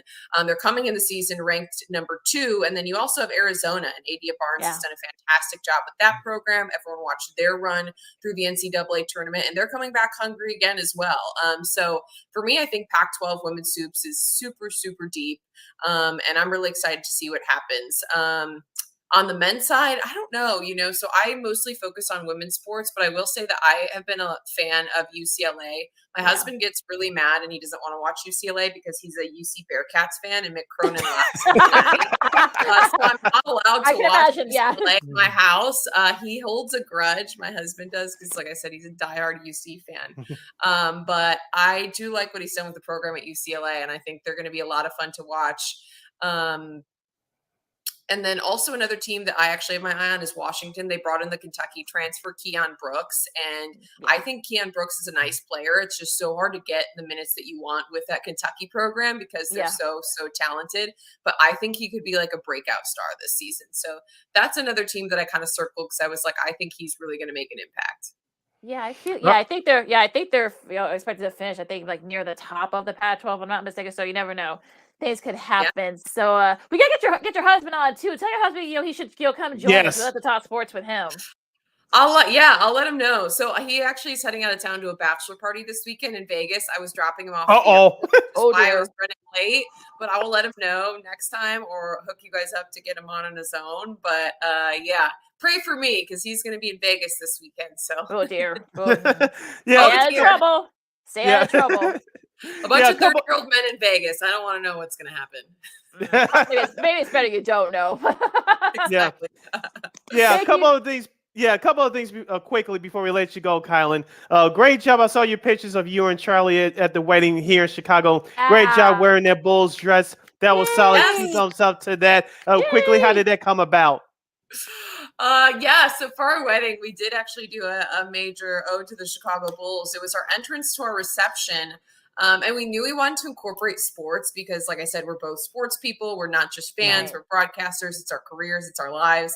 And so listen to this. So my husband's actually from Cincinnati. He grew up a Pacers fan. I want to say successfully converted him to a Chicago Bulls fan. So go me. And so one thing and he obviously grew up and he was a fan of Michael Jordan as well, which I was a kid in the 90s. And like how any kid who played, and my husband played basketball, how did you not like Michael Jordan? So he wasn't a super hard sell. But anyways, we wanted to do something to incorporate sports. And it actually was my idea that I came up with. I was like, well, what if we do something in our reception entrance. Like, what if we both wear jerseys? And I don't know, just in discussion, it kind of came about that we got vintage, like we thrifted. Actually, we went to like thrift shops, ordered off eBay. We got a bunch of like thrift old school Chicago Bulls warm-up jackets, and everyone in our bridal party wore like Chicago Bulls warm-ups for the entrance. And then we actually played Sirius, the Chicago Bulls theme song. And that was the song that played when they announced like our entire bridal party and me and Charlie. So it was so much fun. But yeah, we're Bulls fans, so we had to do something. I'm sure your dog's a Bulls fan too. So I think he wants to go for a walk. I think, Kylen. So we'll let you go on that note. You can catch Kylen. When's going to be your first game? Calling on for the Pac-12. Well, on the basketball side at least, or do you have like other stuff coming up? Yeah, I'm just like honestly super busy. So one thing is that I've really transitioned into doing a lot more play-by-play and analyst work. So I actually still have women's soccer. I've got a women's soccer game coming up on Sunday. Stanford is hosting Colorado. Next week, I'm doing like a Division II women's soccer tournament. I'm doing sideline for college football and NBC Sports Bay Area. And then I'm also calling a women's volleyball game for Santa Clara University, which is hosting BYU, which is the 5th ranked women's volleyball team in the country. So I'm just super busy right now. I haven't even gotten to, I know it's media days, but like the Pac-12 like actual conference basketball doesn't start till December. And, right now I've got some non-conference games I'll be doing, but I'm just trying to get through the next 2 weeks. I've got 4 games next weekend, 1 this weekend. So, and one other thing I really want to say is that, we need to get more women doing play-by-play, doing analyst work. Like that's something that like, there are some really awesome women that work in the Pac-12 conference. Ann Schatz is one of them who just won an Emmy and was out here for media day. And she's such a huge inspiration to me. And she was kind of having this conversation with me and that, continuing to try to break the barriers. And Lisa Byington is someone you might know who does Bucks games and also works for the Big Ten Network. But, women like that really paving the way has been cool to see and is really kind of given me the push that I needed to try to start doing more analyst work and more play-by-play work, which has been a lot of fun. But, there's still definitely room for more talented women to get into it. Absolutely. All right. Absolutely. That's our girl, Kylen Mills from Pac-12 Network. She's also the co-host of the Locked On Warriors podcast. You can catch that podcast wherever you get your podcast. Our girl is coming up next, but we'll tell Christine Manika that you said hello and make sure. Yeah. Wait, so let's bring her on right now. Can we bring her in real quick? Yeah, we can bring her on right now. Okay. Christine Manika from KXRB. She's coming up next with our week 8 at Weather NFL. Don't get ahead of yourself now. Yeah, I know, right? My goodness. Yeah, we want you to say hello to Kylen since it's been a while since we brought her on. Hello. It's been a while. Hello, how are you? I love that beach that you're at. It looks so beautiful. It's Laguna, actually. Oh, no kidding. It's Laguna, yes. That is actually a really beautiful beach. One thing that's funny that people don't understand is like we go to the beach every now and then, but it's like sweatshirt weather here in the Bay Area. We don't get to like go and lay out like in Southern California. I don't know. I just always think it's funny. People don't realize that. Yeah, it's so cold. I went in the water and I got right out. I said, I can't believe it's so cold. Oh, Lord. Yeah, people do not realize that. It's freezing out here on the West Coast this time of year. The water is. Oh, it's so cold. Oh, yeah. Yeah, real quick, Kylen, thanks for the shout out. I know you guys are still friends and still colleagues, even though you're at a different place now. Shouts out to you for giving us the props. We booked Kate Rooney prior to the start of the season when the 49ers played the Bears. I know you guys did great work over there. So thumbs up to you for that. And you continue to keep up the great work. You're going to do some great things on the Pac-12 Network and on the Locked On Warriors podcast. Thank you guys so much. Thanks for having me. Thank you for having Kate Rooney on. My former coworker is still one of my close friends, and she kicks ass when it comes to 49ers coverage. She's like, yes, she does. She's awesome. Yeah. So I'm so glad that you guys had her on. I was like, yes, all right. Because she's just the best. But thank you guys again. It's been so fun to catch up, and we need to do this again. Hopefully not waiting until next October. Right. That's true. Yes. Yeah, exactly. Also, too, tell Charlie we want him on. Okay. I'll tell him. Let's make it. Let's make it. Survives Vegas, you guys will see. Okay, yeah, that's extra incentive. I like that. Ooh, very clever, Kylen. Very clever. Extra incentive. So yeah, thank you again. Continue the great work, and we'll talk to you again. Yeah, let's not wait till next year. Yeah, hopefully even. Yeah, that's what I'm saying. All right, thanks, Kylen. Thanks, Kai. Take care. All right, that's Kylen Mills from the Pac-12 Network and Locked On Warriors podcast. Of course, you can check the Locked On Warriors podcast wherever you get your podcasts. Mm-hmm. On whatever app store, Google Play, Apple, whatever you have you. But so we kind of need to, I know we got we got to just get right to it because we don't have we're kind of up against it, so we want to kind of just get right. So we got to go no huddle, because we got a lot to discuss with Christine after these picks. So yeah. So let's go no huddle with these picks. Yeah, let's do it. We're doing an audible here. Audible Time, and then like I said, because we got a lot to talk with Christine. So let's get right to it. I got the schedule and the standings. Well, nothing really hasn't changed much. Look, Sid, you're still ahead by like 2 games. Christine, you're behind. Yes. You're behind.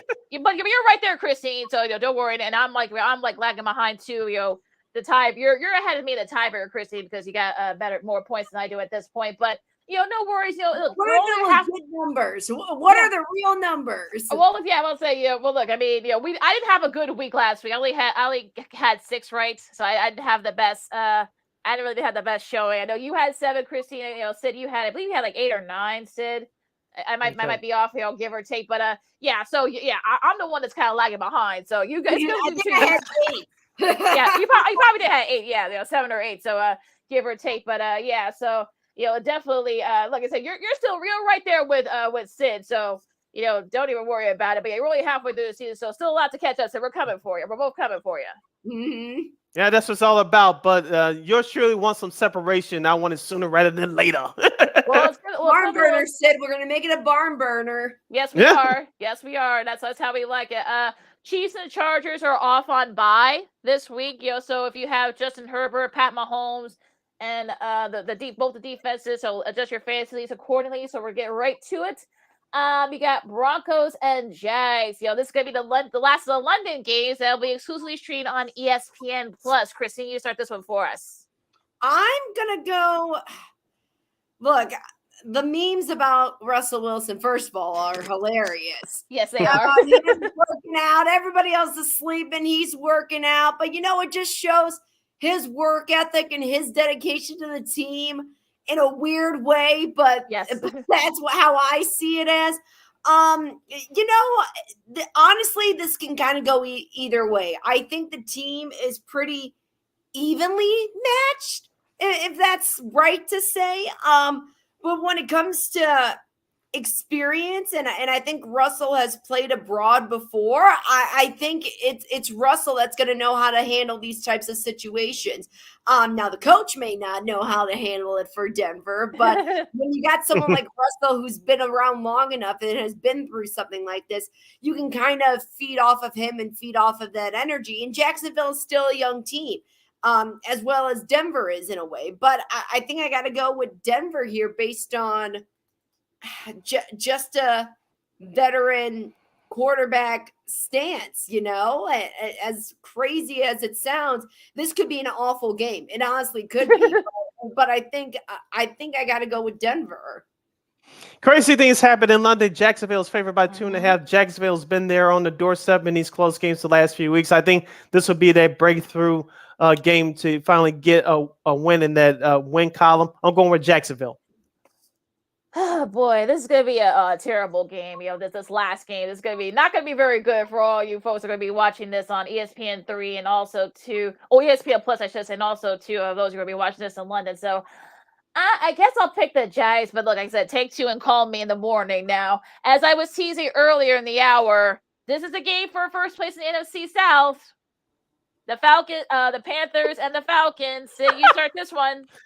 Atlanta's favored by 4 points. The Panthers, they're gutting the team down. They're rebuilding. But like you said, Lakeena, this will be a battle for first place. We'll get to time.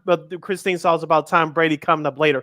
But the Falcons, Lakeena, I thought just like the Bears would be one of the worst teams in the league. They're proving us wrong. They're not going to be as of right now. Marcus Mariota's playing solid at quarterback. Drake London is going to be a beast for them at wide receiver. Kyle Pitts hasn't gotten started yet. That second year tight end out of Florida. It's going to be a close game. I'm going with Atlanta because they're at home and they're the better team. I'm keep it short and sweet, Atlanta. Yeah, I'm the same thing. I pick Atlanta. I mean, as much as I like, PJ Walker and his story and such, but I think Atlanta's just a little bit better. And I know that's not saying much, but I think they're the better team. Let me write these. I'm making it easier on myself. I'm writing these down so that way I don't have to go back and listen to them. So I don't want it took me 2 years to think about that. I don't know why, but that's how weird. Oh yeah, I know, right? I know it's weird how that works. But Dolphins and Lions at 1-5. I'll start this one. I know Tua's still, getting better. I know this is a noon game. They're going up north. They're playing indoors. The Lions, it was so nice when they were actually pretty solid. They show a little bit of promise. So I'm going to pick the Dolphins. I'm going with little Tua too. Let's go Miami. I might regret this one. I'm going with Miami. Miami's a 3.5-point favorite on the road. So basically, so let me say it's a pick 'em. So it could go either way. Here now should be an interesting one here. You got the 3-4 Cardinals going on the road for a noon slot against the Vikings coming off a bye. Sid, you start this one for us, please. I'll be watching this game in its entirety via this computer screen, and I'll be watching the Minnesota Vikings victory. And Minnesota is a 3.5-point favorite. I wouldn't be surprised if Minnesota loses this one because they still have Kirk Cousins, but when it comes to the tools, the mechanics, they had a bye week. They've had time to rest. They've had time to make some adjustments. I'm going with Minnesota. Short and sweet. I'm picking the Vikings. I know, Arizona does tend to play very well in these noon games. Minnesota can off a bye. I think they were able to make those adjustments. They know that the NFC North is theirs for the taking, so they can take it. So I'm picking Minnesota. Another West Coast team, traveling for a noon game. Got the Raiders and the Saints. Christine, you start this one. Raiders. Keep it short and sweet.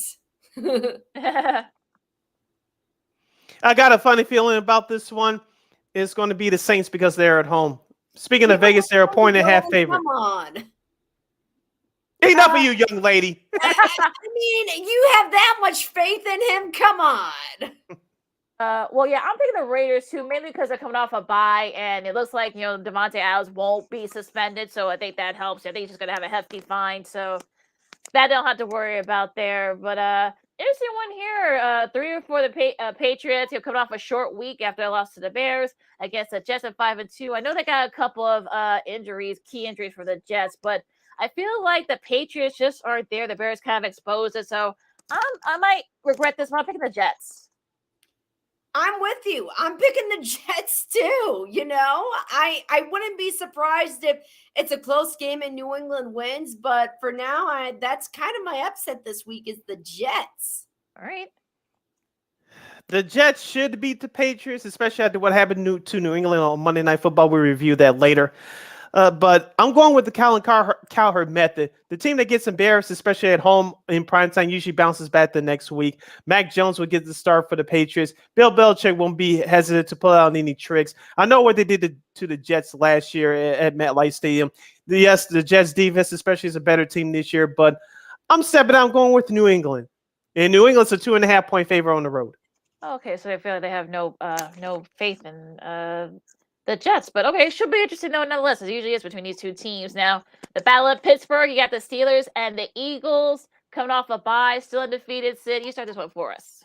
Short and sweet. CBS's number one crew is going to be there, so Tony Romo will throw flowers at Jalen Hurts and throwing darts at Mr. Kenny Pickett. Right. With that being said, the Eagles are 11.5-point favorites. They'll have World Series fever all over that town. I'm going with Philadelphia. Fly, birds, fly, Eagles. All right, make this week. Especially since Jalen's my QB fantasy. Oh, look at you. He should have a big day. I know. Yeah, I know. I feel bad because the guy I'm facing on my fantasy has him too. So, yeah, I'm already prepared for the loss. So, but in this case, I am picking the Eagles. So, they should be nice and fresh. And, the Steelers just aren't very good. AFC South, you got the first of the 3:00 games. This is the only one on CBS. I don't know if we're gonna get this one here or not, but you got the Titans. We'll get it here in Chicago. Well, yeah, so Titans and Texans. Okay. I'll just say it, the Titans. They're coming off a bye, I think. So they should be nice and fresh. Derrick Henry's gonna have a big, showing. He should be able to run through that Texans defense, I should say. Same here. I'm going to go with Tennessee. They're coming off a bye, and we'll see what they can do. It's going to be a closer game than what people expected. The Titans are 2.5-point road favorites, and I'm jumping on that bandwagon. Titans. All right. Commanders and the Colts. New QB over in Indy, and of course, the Commanders are now 3-4. Shaq Leonard, it looks like, will make his make another start for his first start in like about a month. Okay, I might hate. Okay, you know what? I might regret doing this, but I'll pick the Commanders. I'll hop on that bandwagon with you, Lakeena. I'm going with Washington. Taylor Heineke, who was their quarterback when they lost to Tom Brady in the playoffs 2 years ago, he's actually playing better. You don't wish any injuries on anybody, but they're playing better since Carson Wentz got injured a couple weeks ago in Chicago. So I'm going with Washington. Well, let's be honest. Anybody is better than Carson Wentz. I know you can't stand it, but that's a whole nother show. That's a whole nother thing. No, the guy's a good guy, but man, he can't be a football player anymore. But I feel bad for Matt Ryan.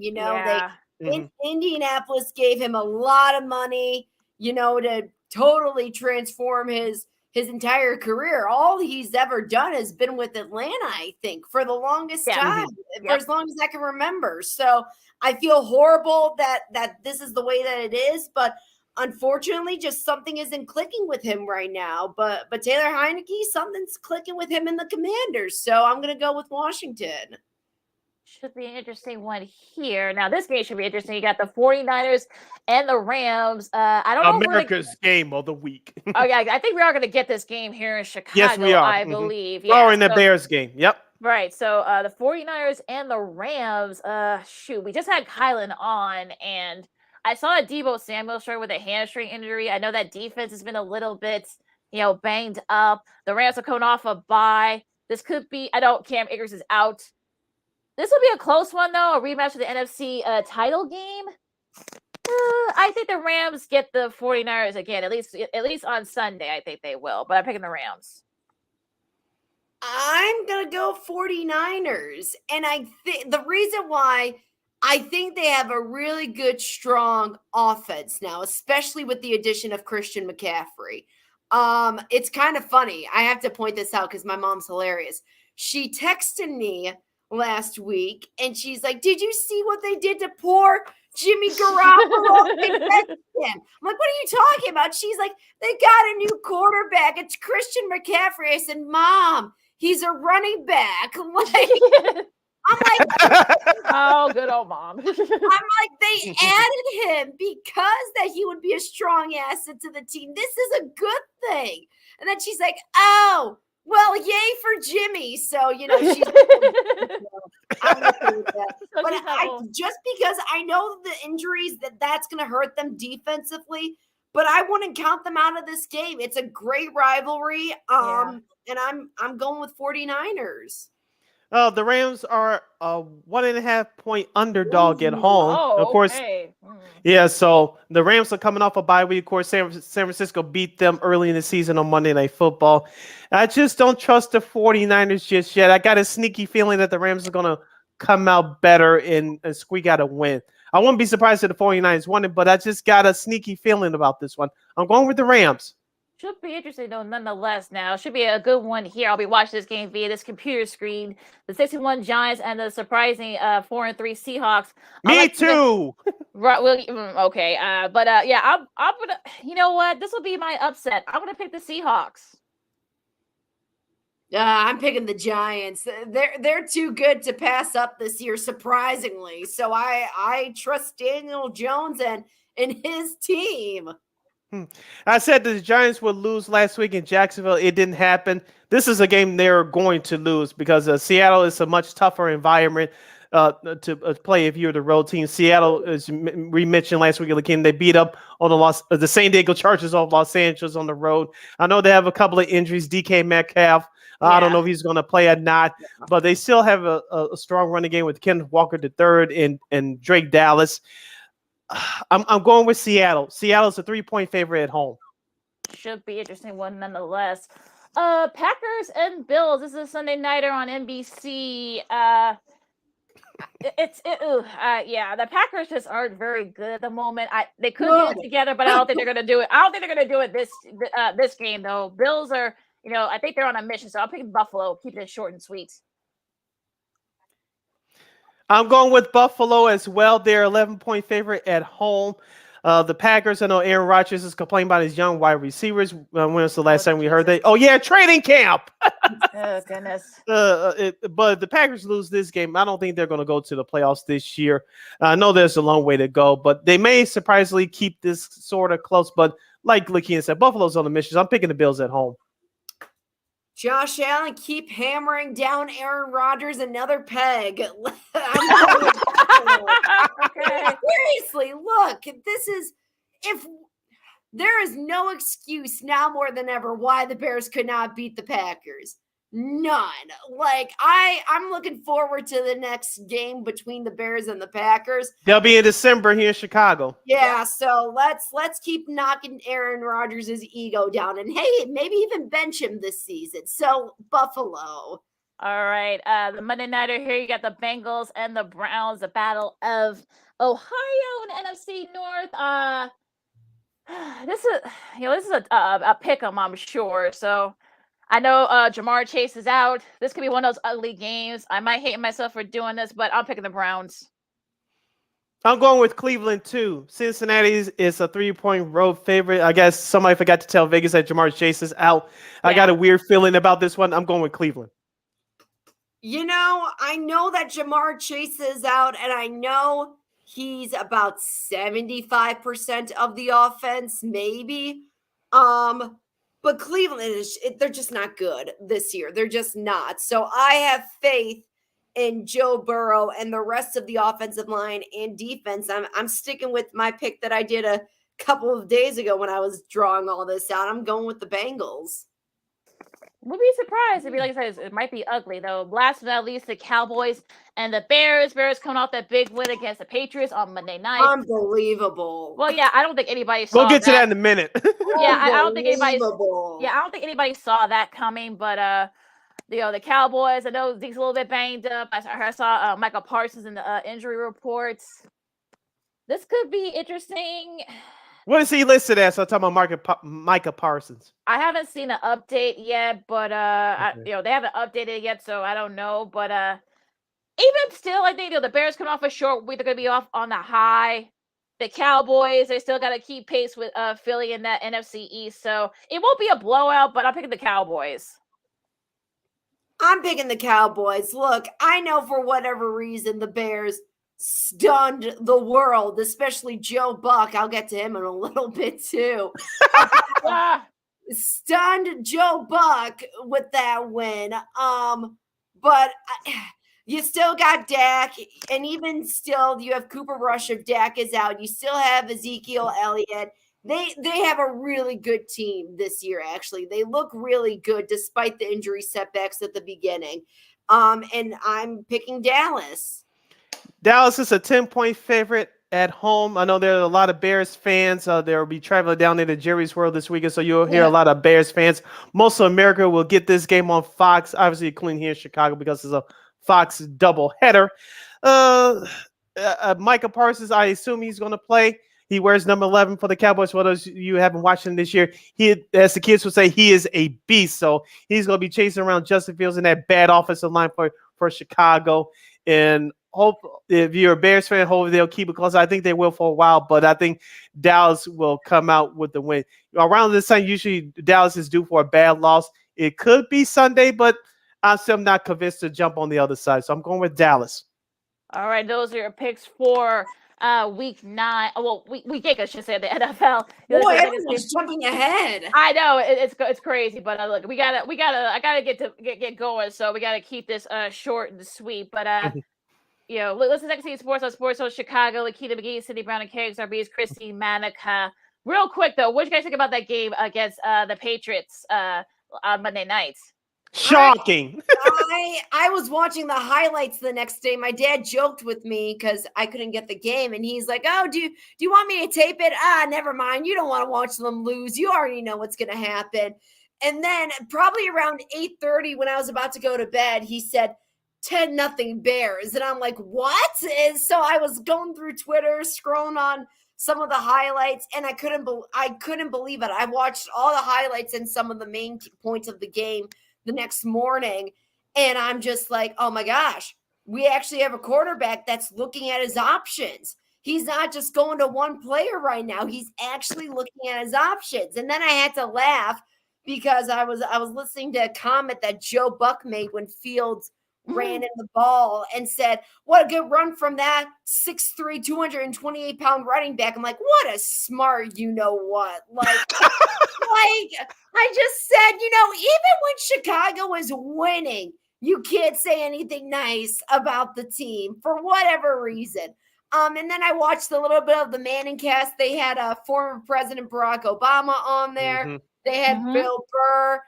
Then Vince Vaughn showed up, and it was great. Like, I thought that they did a good job, like, depicting the game and just talking about it. And they were just as shocked as anybody that the team was even, winning. So, yeah, I don't know how that happened. And then a couple of days later, get rid of Robert Quinn for whatever reason I do not understand. But, yeah, it's interesting. Yeah, Mac Jones was pulled out early in that game after that interception. Some people want to blame the camera wire, the ball tipped that wire. BS. See, that was just a bad throw. As you mentioned, the Manning cast was outstanding as always. I was very entertained as well. So that was the best part of my experience watching that Bears win on Monday. Christine, I wanted to touch on the Robert Quinn trade real quick. Mm-hmm. We don't know that the Bears are rebuilding, but what was your thoughts about Roquan Smith crying at the podium when he found out the news? I think it definitely gives the fans an idea of like the playing side of it, the sport, and then there's the business side of things. Obviously, nobody saw that coming. Just from Roquan's attitude, nobody saw that coming. And that also tells me that they were pretty close on the field and off the field as well. Again, why the Bears are insistent on getting rid of their veterans like this, I don't know. It's guys like that you need on the team in order to keep the momentum going and to keep them pushing. So let's say there is another bad game example this coming Sunday potentially, and the team is out and down. Well, you can't get rid of your veterans like that. They're the ones that are going to bring the team up, and the defense is puny as it is. Like, I don't know what the difference is. Besides, they have a lot of money to spend. But knowing the Bears' history, they don't spend it the right way. They get the wrong quarterbacks, and it's not in my mind, the only good player in recent history that they have acquired out of any sort of trade deal is Khalil Mack, in my recent memory anyway. And to not even get a second or a third round pick, you just got a fourth round pick with no players attached to that deal. I think that was, in that regard, it was a bad deal. And why do it when you could have gotten at least a third round pick with maybe a couple of players attached to it? So I don't know. It kind of baffles me a little bit. I think because they had to take some of the money. I think that's probably why they couldn't get a third round of. That's probably might have been why. But you guys, I gotta get going. So. We got to wrap it up here. So with that said, you can follow me at Keenan McGee on the Twitter and at Keenan_McGee on the IG. You can follow yours Shirley Sidney Brown on the Twitter and the IG at CK80. Once again, at CK80. That's SIDKID80. SIDKID80. Christine, where can the lovely people follow you? You can follow me on Twitter at Manika_KXRB. Real quick, Christina, one word answer. Who wins the World Series, Philly or Houston? I hope Philly. Okay. That seems to be a popular pick among people who don't are crazy about the Astros. So you don't forget you can follow Sports Zone Chicago now on Roku television. You can the Roku app, all the apps where you get your smart device, your smart TV, Chromebook, smartphone, wherever you get your wherever you get your apps and such. So it's super easy. Sean and Maya, what's up, cuz? The Smoke Fellas. I know what's up, cuz. They come on tomorrow, so I know they got some something to say about that Bears game. So yeah, so don't forget, you can listen to us, War Media, wherever you get your podcasts, Spotify, Google Play, all that stuff. So, yeah, and there you go. Yep. Subscribe to our podcast at War on Anchor and follow War Media and Sports Zone Chicago, all social media platforms on Facebook, Twitter, Instagram, and YouTube. And thank you very much in advance for your support. Like, share, subscribe, and tell your friends. All right, for Lakeena, for Christina, I'm Sid. You've been listening to Second City Sports Horn Sports Zone Chicago, and we will see you on Monday. World Series, NFL, NCAA football on tap. Enjoy them.